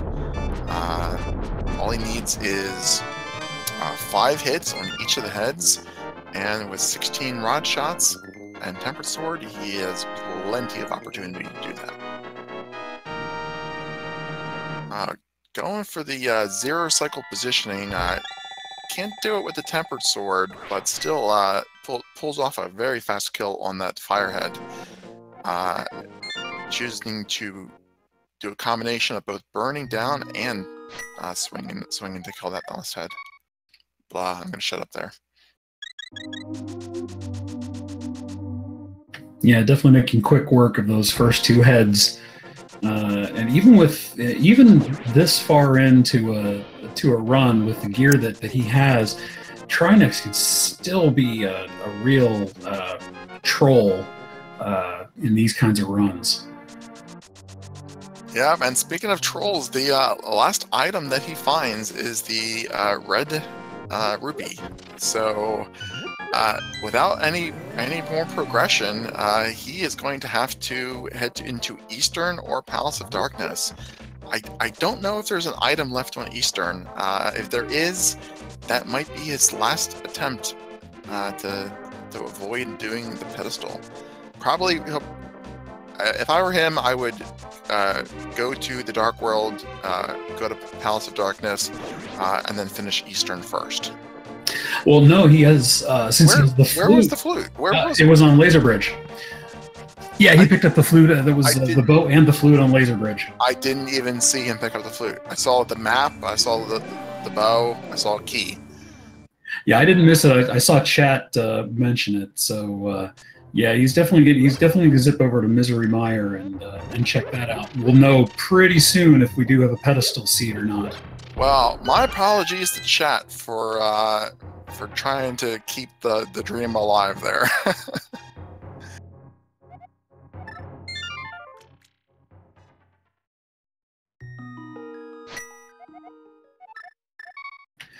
Both runners have a record of 1 and 3 right now.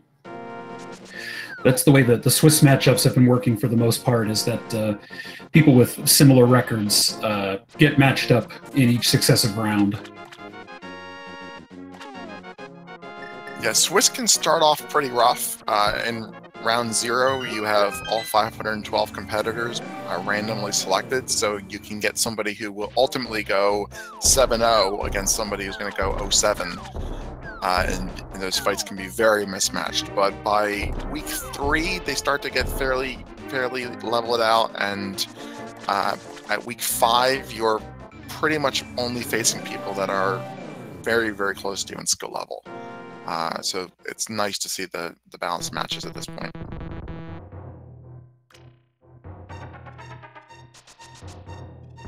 So I like what Toast is doing, just clearing Eastern, going to pick up this crystal, and if this is the item he needs, he's not going to have to worry about anything else. I think that it might have been a little better to check Meyer to gain that knowledge, but and then he could have routed Pod Eastern together if he needed to. It's probably not going to be a big time loss. Yeah, I think I probably would have checked the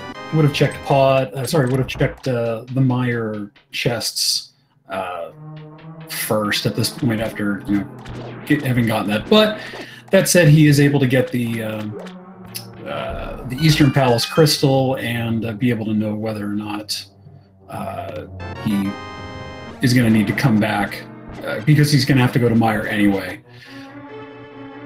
It's not too much of a time loss to flute out and then come back.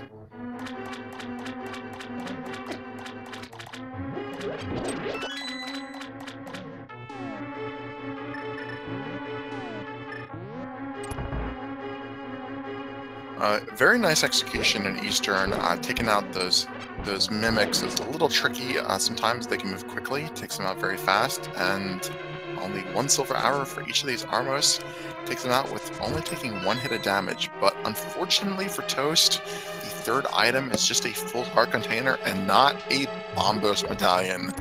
So he's gonna have to go to Meyer now. I mean, he could go into Palace of Darkness, but he really should go to Meyer and find out what he needs. And that's what he's doing.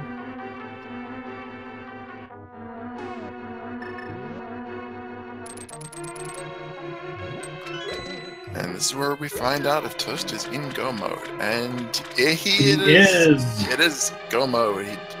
He has Quake. Head seat is dead. That is go mode at 1 hour and 42 minutes, or technically earlier than that, but known go mode at 1 hour and 42 minutes. No go mode.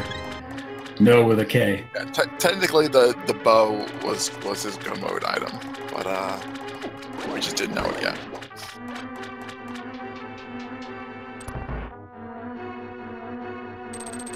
All right, and this will be his last crystal, so he knows he doesn't have to finish up Palace of Darkness. Yeah, he wants to find the big key in the very first chest and just go straight to Vitreous. Silver arrows with 43 arrows in his quiver. He's gonna make very short work of this boss.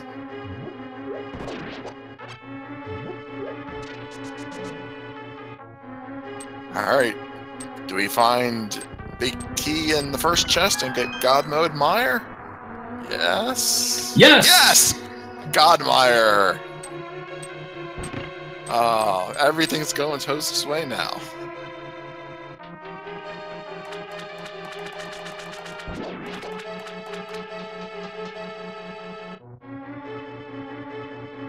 There is a possibility that this is a sub 2 hour seed for him. It'll definitely be cutting it close. I mean, it'll be close. It'll be sub 205, but it's possible it could be sub 2. Yeah, we also don't know where the big key in the tower is going to be. That's coming up here in just a few minutes. My sub 2 hopes are alive. I'm keeping them that way.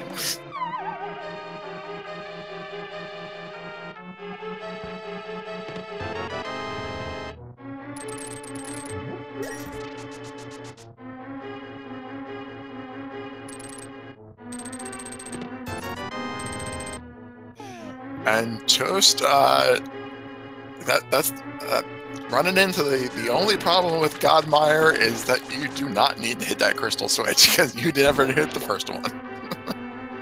You're gonna have to go back and fix that.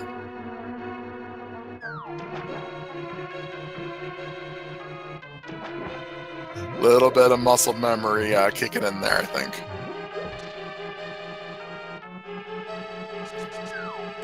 Yeah, I'm sure. I'm sure God Meyer is one of those ones that don't get as often as you would like.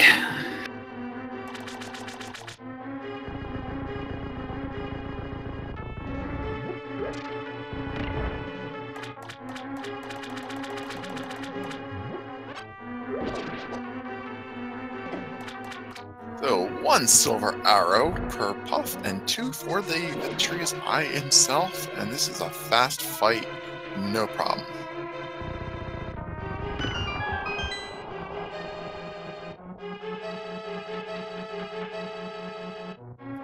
So with Toast having acquired his 7th and final crystal, and this being a speed gaming network, you guys get to play the chess game if you really want to. There are 22 chests in Gan's Tower that can potentially hold a big key. If you are a speed gaming subscriber or have donated 250 bits, you can win a position on the big key chess guessing game leaderboard. So go ahead and check and get your guess in. 1 to 22, you cannot say 23, you cannot pick a location by name, has to be numeric, blah blah blah blah, rules, disclaimers, etc., legalese. I hate that part. I'm sorry. What's your guess there, Tiro? I'm gonna guess the torch because I want to see the chest. The boots be required for 2 things instead of just 1. If it's on the torch, it's whichever chest number it is. If they've checked the first 2 chests on the right side first, torch would then be 3. So yeah, that's where that falls. Yeah, it could be 1, 3, 7, depending on how they check things. The numbers are based upon the order of the first person who enters GT, which of course in this case is Toast. Do you have a guess there, High Def Lomain? I always have again, like the chat with the Schadenfreude, I like thinking it might end up being on Tile Room in a race like this, considering how locked some of the stuff has been. But apart from that, I don't have any real guess. Well, the torch also supports my sub 2-hour hype, so that's also why I want the torch. I think there's a psychological thing about doing sub 2, like you feel like you beat the seed, no matter how hard it is. Right, I can understand that. Yeah, definitely getting the sub 2 would be nice. Well, Toast doesn't have an option. With no key on the right side, he is forced to go left side, and picking up that safety small key there on the torch. There is a key on the torch, but not the key we want. So 3 locations checked, heading on to the Stalfos room. I'm going to miscount these because I always do, and you guys tell me if I'm off by more than, let's say, 4. Yeah, we've got 3 so far. There's 4. There's 5. There's 6. And 7. Alright, so does he continue left side, or does he mirror? Nope. We're doing full left side. The most common play, but I like to see. None of those mirror out, go right things. Yeah, there's enough chests here to check to keep it interesting. There's 8. Small key and 8, and looks like Dog is heading back into Palace of Darkness / Eastern. Well, can't do Eastern, so yeah, he's heading back in the Palace of Darkness. Nice keen dash there from Toast.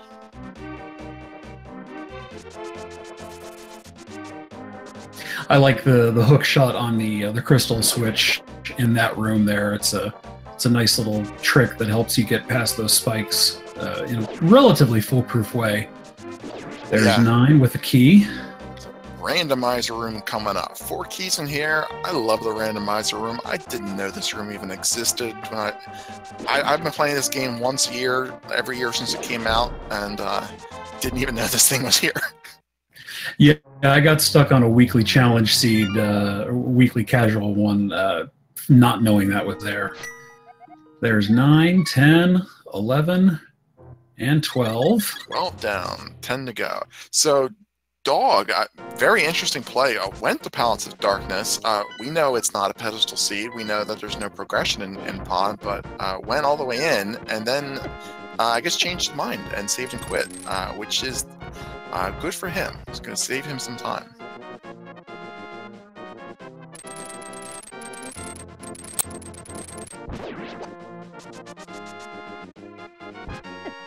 Sorry, that was 13. Yeah, that was my bad. Yeah, that was 13. Okay. Yeah, I forgot the fire snake one. See, this is why other people have to count. I can't count. There's 14. It's got to be our last 300 rupee.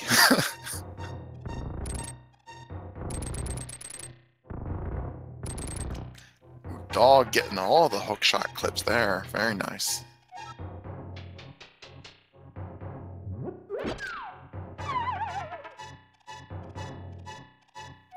The anti-fairy known as Bob is not present if you get the item on the torch.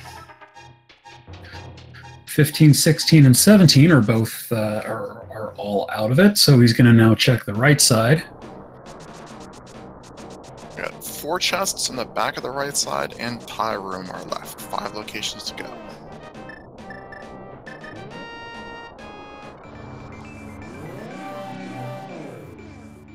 So Dog making his way into Turtle Rock, the location that we know he needs to go to, and he'll be picking up his bow and flute. And that will put him into go mode. All right, and Toast is checking tile room. If it is here, this would be 18. Yeah, not really a gamble at this point. You know, with only 5 locations left, it's, you know, it is a little bit of a time sink, but you know, he's got a 20% chance of it being here, so it's not so bad. I don't know why he's keeping his sword out though, because that's creating a lot of lag frames, and he's taking quite a bit of damage that he could just avoid by not getting hit by the tiles. Ooh, and almost got grabbed by the wall master. But again, we both picked places where there was a key, just not the one we were looking for. So we each get half credit, so combined we win. If only it worked that way. So we got 19, 20, 21, and 22 coming up here.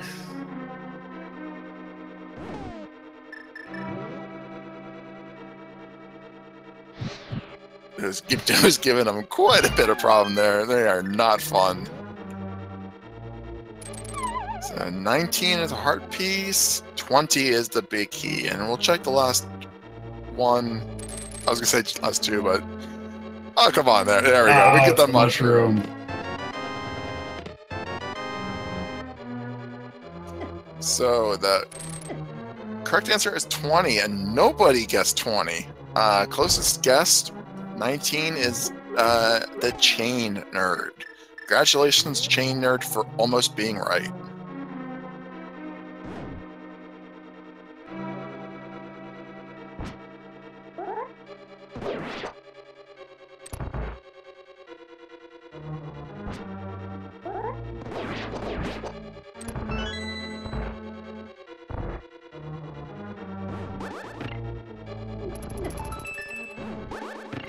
All right, and Toast getting ready to hit up the gauntlet.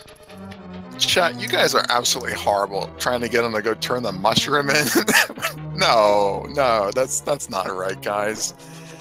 He opened all 22 chests. What more do you want? You people are monsters.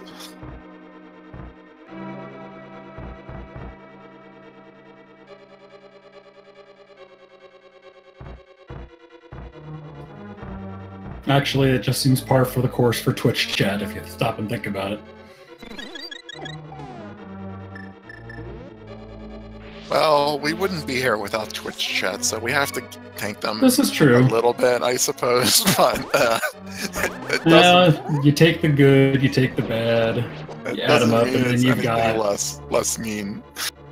The facts of Twitch life. So, Toast, a little trouble with those gauntlet rooms. They can be frustrating. Gets through the ice one. That's the toughest one, and he gets through that one very quickly. Choosing to use arrows instead of the fire rod. You definitely gonna have to watch his arrow count. He has 17. I like heading into Ganon with a little bit more than the minimum of 4.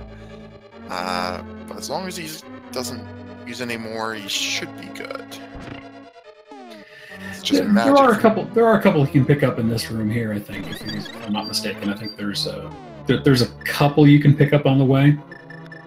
Yeah, there's a fiver in that room, and then of course, I think there's one other one. I think there's some in the anti-fairy with the bubble or whatever that is. The one with the crystal switch in the next to last chest before Moldorm 2.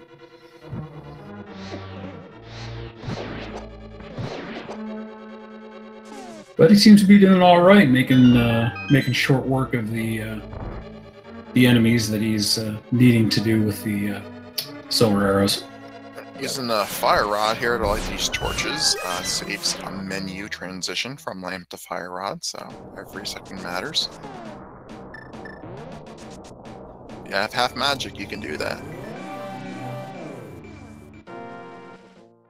And just to be safe, he's going to pick up that full magic there.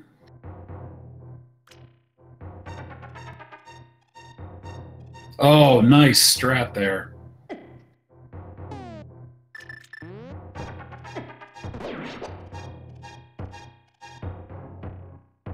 Still checking chests.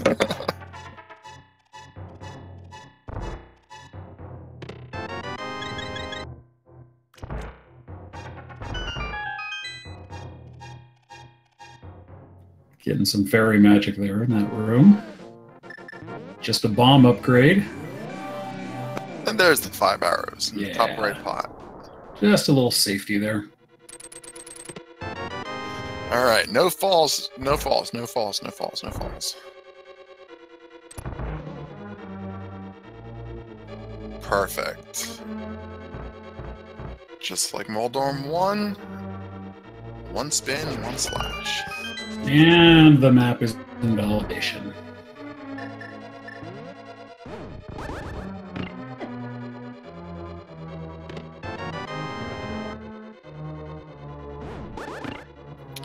So the dog heading down into the platforms just has the 4 laser bridge chests remaining and the item on Trinex. Will be very, very happy to pick up his flute and bow. He will be in go mode in just about a minute. Although not in no mode. Although not, he won't know it, but yeah, I'm gonna call it for him.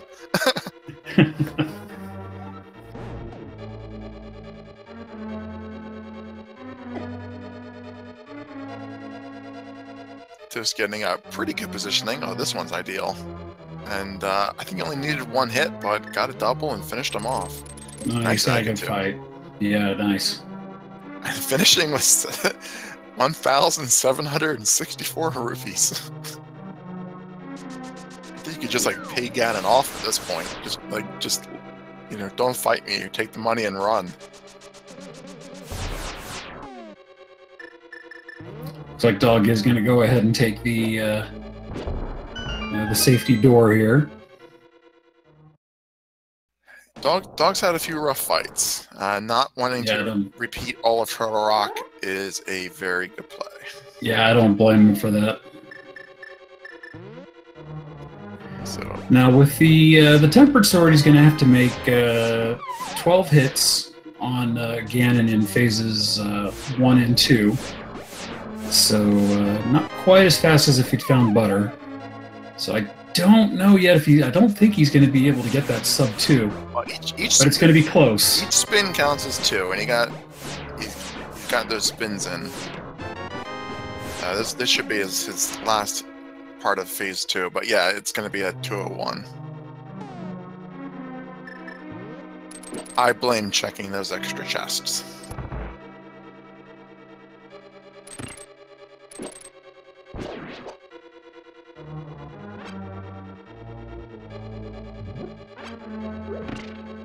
Nice use of the stun sword there by Toast.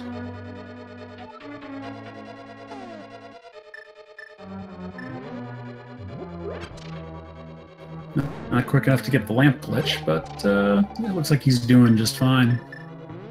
Yeah, when you have half magic and you typically try to get a hit on the silvers. He got him stunned, but the fire bat put him a little bit out of ideal position. Yeah, and only getting single silver shots there. Well, that's good positioning for a double, but he only needed one more, and he gets it.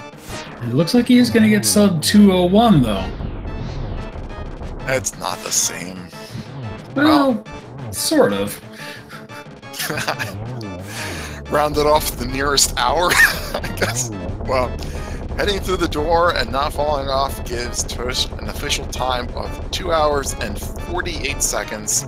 48 seconds from the dream, but that does give him first place and a 2-3 progression into the next group stage. So congratulations, Toast.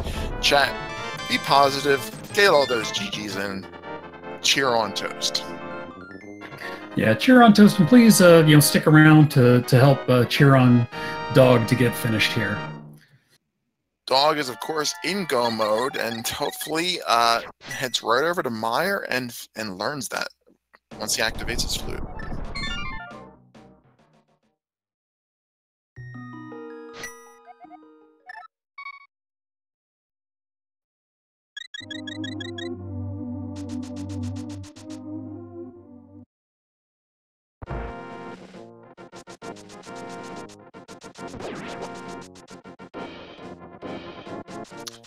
We'll give Toast a few minutes there just to catch his breath, and we'll bring him in for an interview.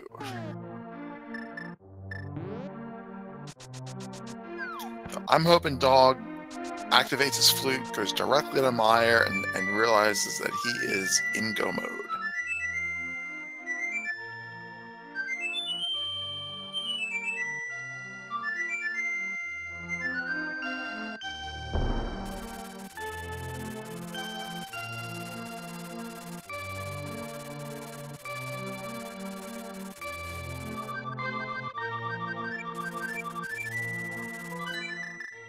And that's what he's doing. He is going to go quick check and probably be very pleased at what he sees here.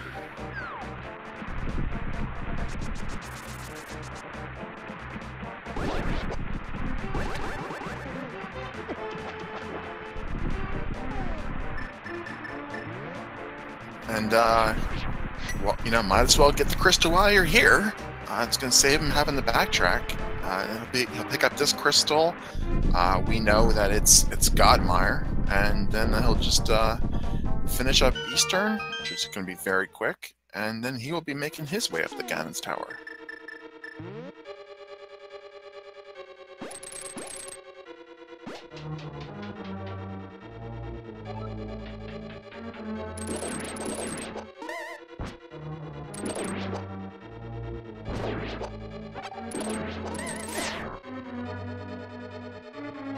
And we are joined here by our first place finisher, Toast. Congratulations on the win and the progression to 2-3, Toast. Yeah, very, GG, very Toast. Fun to watch. Thank you. That was quite a seat. Yeah, that was quite interesting. One thing I wanted to ask, once you had gotten the flute, and you knew that Bombos was on the pedestal, we were a little surprised that you didn't go check Meyer first to see if you needed to make it a pedestal, see if it was a pedestal seat or not. I think you instead went and did Eastern first. Yeah, my thinking there was Eastern is usually a pretty fast dungeon, and that was a crystal. So if I had to come back and do pod, it was a quick flute to 5 away.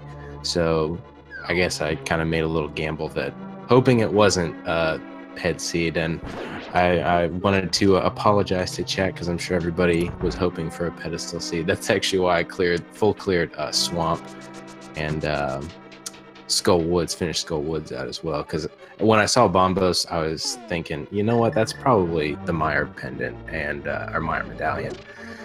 So I was kind of thinking it was going to be a pedestal seed. Yeah, there was some discussion, but I came down on this on basically the same reasoning that you just did, that even if it was Bombos and you did have to do pedestal, you weren't going to lose too much time by having to flute back to the pod portal. Yeah. And chat wants to let you know that they were very angry. And just note one other thing, noting here in Meyer, Dog just doing the same thing that you did by doing God Meyer, ending up having to hit the crystal switch twice in the dark room with the cane.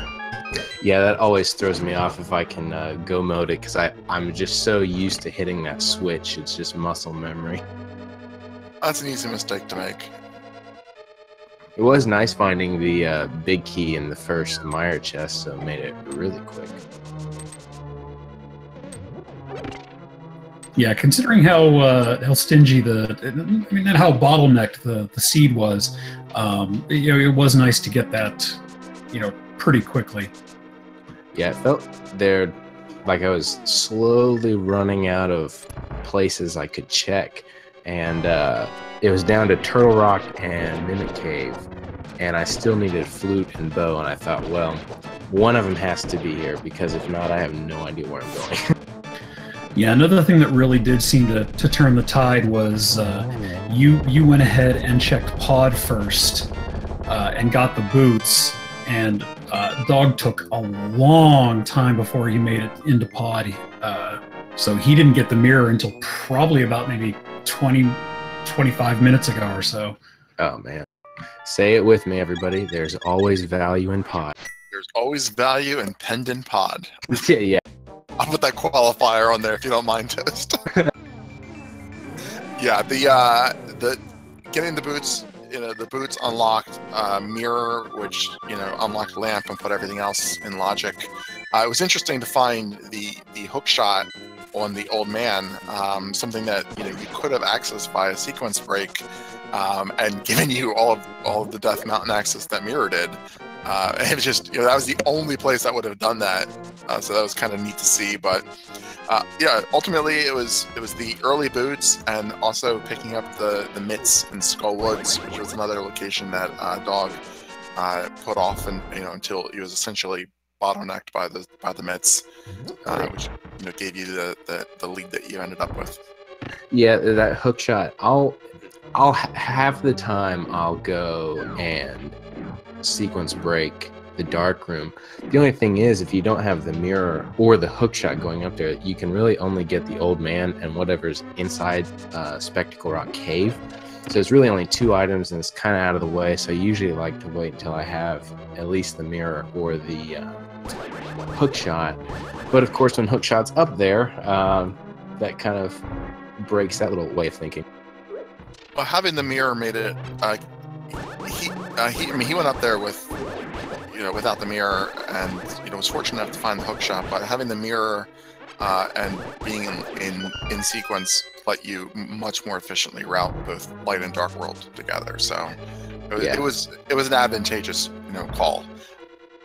That's good. Yeah, I typically don't like to sequence break too much, because if I go up there, I sequence break, find hook shot, then I have to keep in my mind, okay, everything I get after this is also sequence broken, so it's just a lot to keep track of what the game thinks I'm supposed to be able to do right now versus what I can actually do.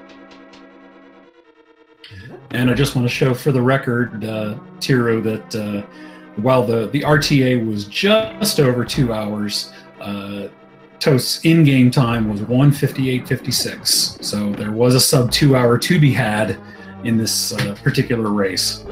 Yeah, I was kind of sub 2 hype the whole time, Toast. Well, it was almost not, but so that's good. You checked a few too many chests in Ganon's Tower, which cost you that valuable sub 2, but yeah. I appreciate the effort on my part. Yeah, those last 2 chests, I was really hoping. My only kind of wish list item was the butter sword, but it all worked out without it. Yeah, my last, I think my last 3 races I've had silvers and butter sword going in towards the end. So yeah, that it's been, I've gotten a little used to it. So I know all about looking for butter and just hoping it's there, just because it'll make the Ganon fight go just that much quicker. Yeah, actually, you mentioned arrows. brought lots of arrows with me this time to Guinness Tower because my last race, it was, I don't know, probably 2 minutes apart. And I got into the first room there of Guinness Tower after I got the big key with the red mimics that you have to use the bow to kill. And I ran out of arrows in that room, and that ended up costing me the race. Yeah, I actually saw, I think it was in week 1, I saw I commentated on a race where that happened. The person was running and ended up having to leave and go farm for arrows. Yeah. So Dog is making his way up Death Mountain. He has collected his 7th and final crystal. So it'll be interesting to see what route he chooses. Might go full right side, pick up that. But I need to pick up a key and then pick up those chests a little earlier. Wonder what made you go to. So this is a 2-part question, Toast. First of all, what made you go into Tile Room, and then second, why, for the love of God, did you keep your sword out the entire time? So if I have to go right side, I usually will just do Tile Room. I'm already there. It's not a huge time waste. I would have been really upset if that was what cost me the race, but I'll usually just do Tile Room if I'm there. The question about the sword, that's just a little game I like to play where I stab the tiles as they before they have a chance to fly at me. Yeah, but the lag frames, man, the lag frames. Well, that's true. Look at Let's go ahead. No, I was saying, looking at your collection right at the end here, 171. That's pretty high. You ended up doing a lot of overworld checks before, initially going into Pod and then later on going into Swamp Palace. Did you have a feel that overworld was the place to be rather than the dungeon dives? I just hate doing dives into a dungeon, especially if I can't complete it, and especially if it's a pendant. I'm glad I did do the pod dive, but I always regret doing the purple chest as soon as I turn it in and don't get anything. But yeah, I mean, I think there's only a handful of places, probably the Mire Shed and Checkerboard Cave, and I think the Pyramid Ferry are probably about the only places I can think of that I didn't go.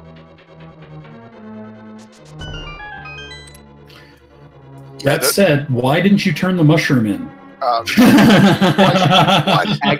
Actually, when I picked that up and I mirrored back to the entrance, I thought about walking out just to bait everybody in chat to think I was going to go turn the mushroom in. But I thought, you know what, I better not play games right now.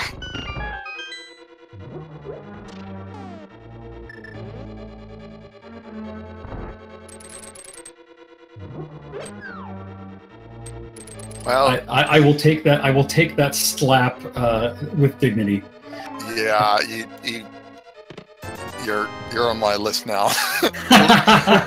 there's no penalty for being on the list, but you're on it. So, any final thoughts, Toast, or we're gonna get back to Dodge and watch him make his trek up here in GT.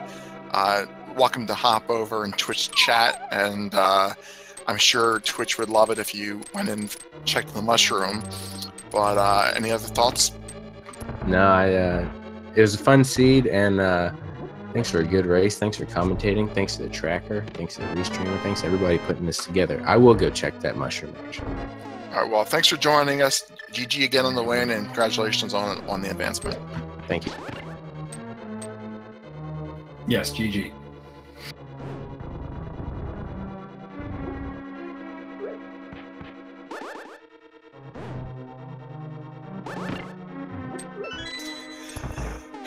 Man, you can't do that. They're gonna, next time it'll be, can you check the mushroom and the powder? There are some times I like to encourage Twitch chat. That was one of them.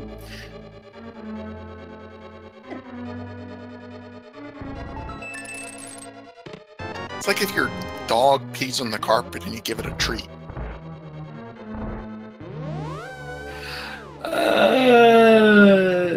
It's if the dog gets into the garbage and tears up a bunch of Kleenex. All right.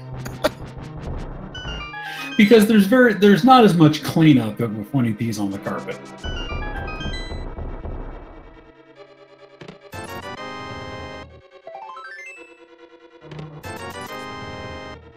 Well, Dog. Besides, as I said, your analysis on this match has been very insightful, and it hasn't left me a lot of room for commentary. So figured I'd just color it up a little bit. Well, I'm definitely not one for the color commentary, so I'll take the analysis and I'll leave the trolling side to you. You're welcome to have it. So I don't know what could be here on the mushroom. I mean, maybe this is where Bombos is. Maybe this might have been Butter Sword. That's my thought. Maybe. So Dog right about ahead in the ice armors. This will complete his left side trick, and we just triple bomb. So it wasn't even any value. If that was Butter Sword or Bombos, that maybe the it wouldn't have been Bombos. Bombos was on pedestal. Oh yeah, that's right. We know where Bombos is. Maybe it was Cape. All right, so Toast, go finish pod. I guess. Looks like he's going to go check Meyer Shed and Checkerboard.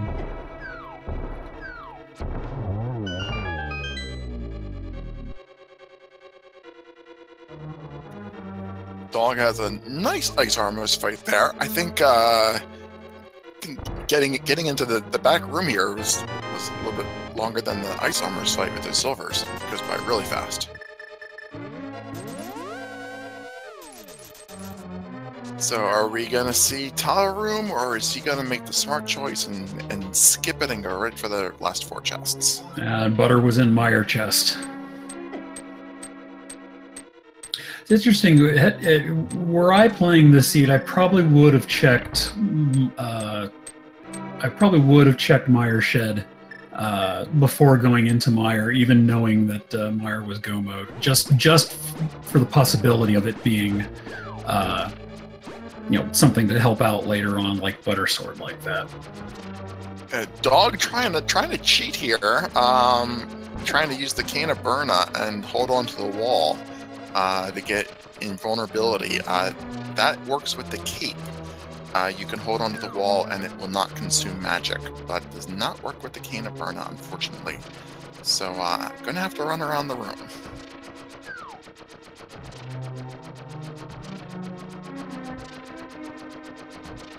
Yeah, the Butter Sword, I mean, it reduces your first 2 phases from 12 slashes to 6.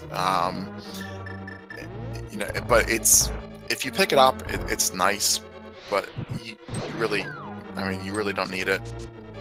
Yeah, I'm not saying it's necessary. I'm just saying it is something that's a little helpful if you maybe find that you're behind a little bit.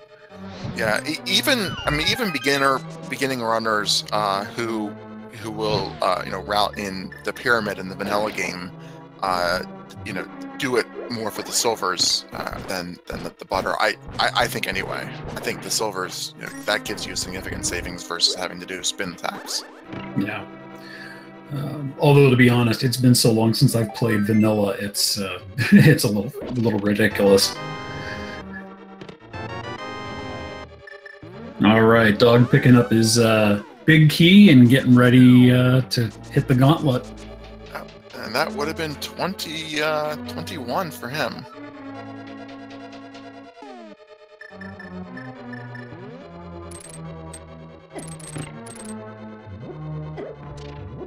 So here's a question for you, Tiro. What do you prefer to use for hitting the crystal switches, like especially that first one there in this room? Dog's using a hook shot here, but I find that sometimes if you're off even slightly, it ends up hitting some of those moving blocks and kind of throwing off your whole game. So I'll usually end up using a boomerang if I have it, or the silver arrows at that point if I have enough. Well, I will only ever use arrows. You're switching from mirror to arrow, so it's one right right D-pad button to get from mirror to arrow, and you need arrow for the mimics. So you want to avoid a menu transition there by using anything other than arrows. Right. That makes sense. That makes sense. Yeah. So I mean, the only way that I would use something other than arrows, if I have full health, I'll use sword beams to save the arrow. Oh yeah, sword beams. And if I only have like four arrows, 4 silvers, or 4 regular arrows, and I need to conserve them, then I'll use probably fire rod, I guess. Fire rod is one menu direction away from arrows, so it's a little bit time savings versus 2 from hook shot. Yeah, menuing is one of those things that I'm still a little clunky on in my running, and it's nice to see some of these guys who just really have the art of menuing really well down. Menuing is tough in Randomizer. You can, if you're doing something like NMG and you're grinding out the same exact route hundreds and hundreds of times, you know exactly what items you're going to have every single time you hit the button. Randomizer, it's especially the early game before the menu starts to fill out. You want to go like 1 item up and to the right, but it takes like 7 D-pad clicks to get there because of the way it works. Right. Yeah. It can be very frustrating. There have been times when I've been running where I know that like my menuing is one of the things that is slowing me down. So that's definitely something that in the coming weeks I'll definitely be trying to work on practicing. I was watching TGH play a practice race one time, and he picked up the red boomerang, and he's like, well, at least it makes menuing easier. And ever since then, I've thought about it that way. That just filling out those positions can make menu transitions easier, even if the item itself doesn't have any particular value. Right.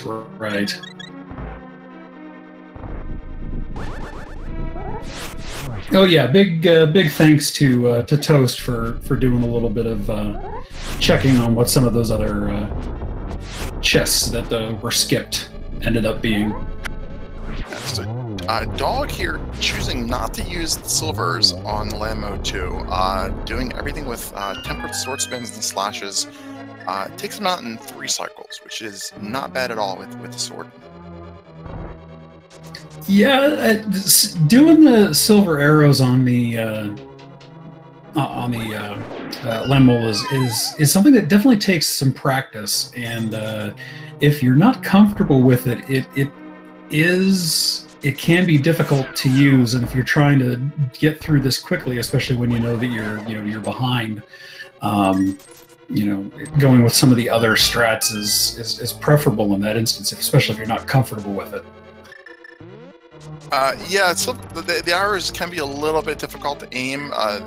If you skip powdering that bunny beam, then the Lambo pattern is fairly consistent. But if you're using sword spins, it's actually better to powder the bunny beam, because then all the Lambos will come out at the same time, and you can hit all of them with a single sword spin. Really? I was actually not aware of that. That there is a connection to the bunny beam and how the RNG works on the Lambola 2 fight. That's correct there? Well, the way it works is it's not actually the RNG, it's the timing. A lot of the rooms in this game are connected. That's right. Why, if you're in desert, you can hear the cannonballs, before you're in the cannonball room. Right. They're all in the same quadrant. The bunny beams and the Lamolas are in the same room. So the cycle for the Lamolas starts when you enter the previous room. If you take time to stop and powder the bunny beam, the Lambos are still coming out, essentially. So when you do progress into the next room and they can actually emerge from their holes, they're all on the same cycle, so they all come out at the same time. Okay. And is that just straight walking through the room, or is that with the boots as well? Does that change the timing? That I actually don't know. I don't know if walking or dashing will slow you down. I know that stopping to powder the bunny beam will definitely slow you down, but you might be able to get through there quick enough walking. That's a great question, and I don't have an answer. It'd be something to kind of test out. Yeah, my gut tells me that it's that walking through will get you through quick enough, and it seems to be what I remember from experience, but I'm not 100% sure, so I don't like to say 100% unless I really am sure. Sure. All right, Doug, making mincemeat out of Trolldorm 2 there, and coming up on the last couple rooms, and finally making his way up to Aga 2. Yeah, very nice Moldorm 2 fight. Oh, he did get knocked off once. Well, the second one was a very nice Moldorm 2 fight. Oh, yes. The second time, yes.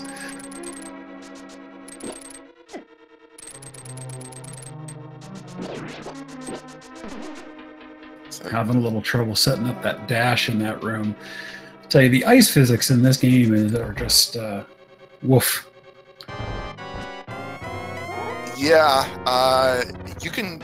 I mean, typically what you want to do in that room is use your hook shot, since it's already out, to stun the first mini Helmosaur and then dash through the middle. But if you get hit by one of the bouncers there, or miss the Helmosaur, it can really throw your pattern off.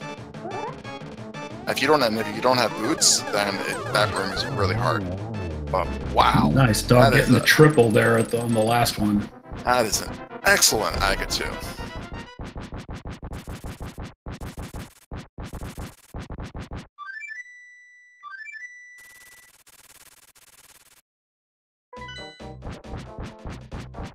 And Toast picking up the pedestal.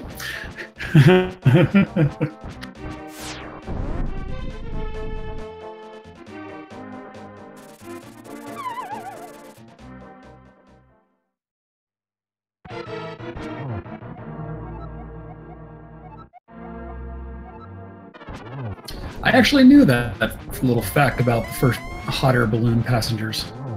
You were a sheep and a rooster, is that what it said? A duck, a sheep, and a rooster, yes. I had heard that somewhere, a long time ago. I don't believe that. It doesn't make sense. I mean, the first hot air balloon would have been tethered. I mean, how high is it really going to go that you need to test with 3 farm animals? That doesn't seem plausible. Well, I mean, the first living being in space was a dog, so it's not quite the same scale. True, but I mean, animals have always preceded us in terms of testing, except when it comes to Link to the Past Randomizer, kind of just bringing things back there.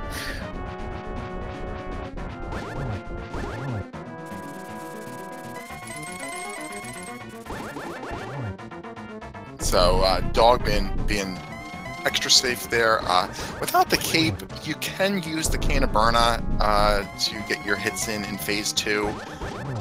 With half magic, it's definitely a viable strat, but it's going to introduce a lot of lag frames. It really slows the fight down. Using his red potion instead to both save the magic and fill his health, that's a good call. And yeah. Excellent positioning for that first silver.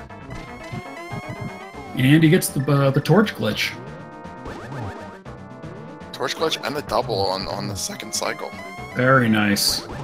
Oh, it looks like he's going to get a sub 230.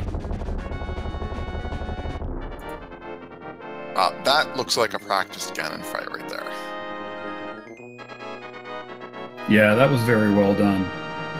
So congratulations to Dog. It gives him an official time of 2 hours, 29 minutes, and 37 seconds. Absolutely, you have to appreciate the runners, who choose to finish out the race. We are going to bring him in chat and just give him our GGs in person. Congratulations, Dog. Way to finish out that seed. Yeah, way to stick with it. That was definitely a difficult seed.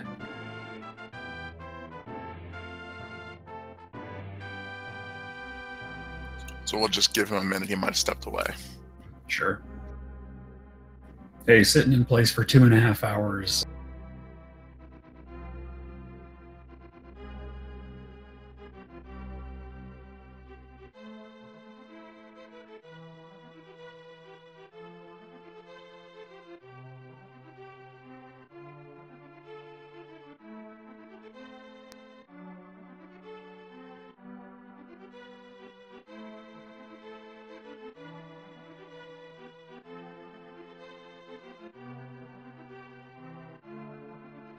So while we're waiting for Dog to return, we just want to remind everybody that this is round 5 of the Link to the Past Randomizer Spring 2018 tournament.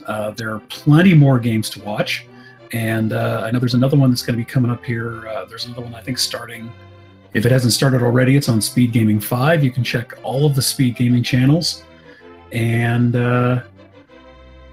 also the link ALTTPR Randomizer.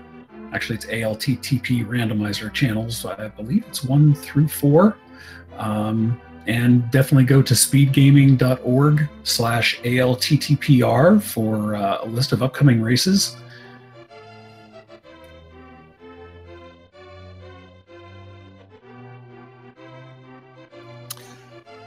So, don't see Dog able to join us here, so I am going to go ahead and wrap things up unless he shows up.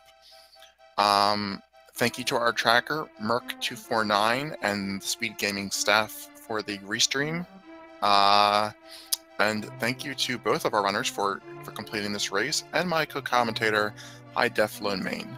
It's been a pleasure. I am Tiru. Yes, thanks for joining us, and keep on watching. There's plenty more Link to the Past Randomizer to come.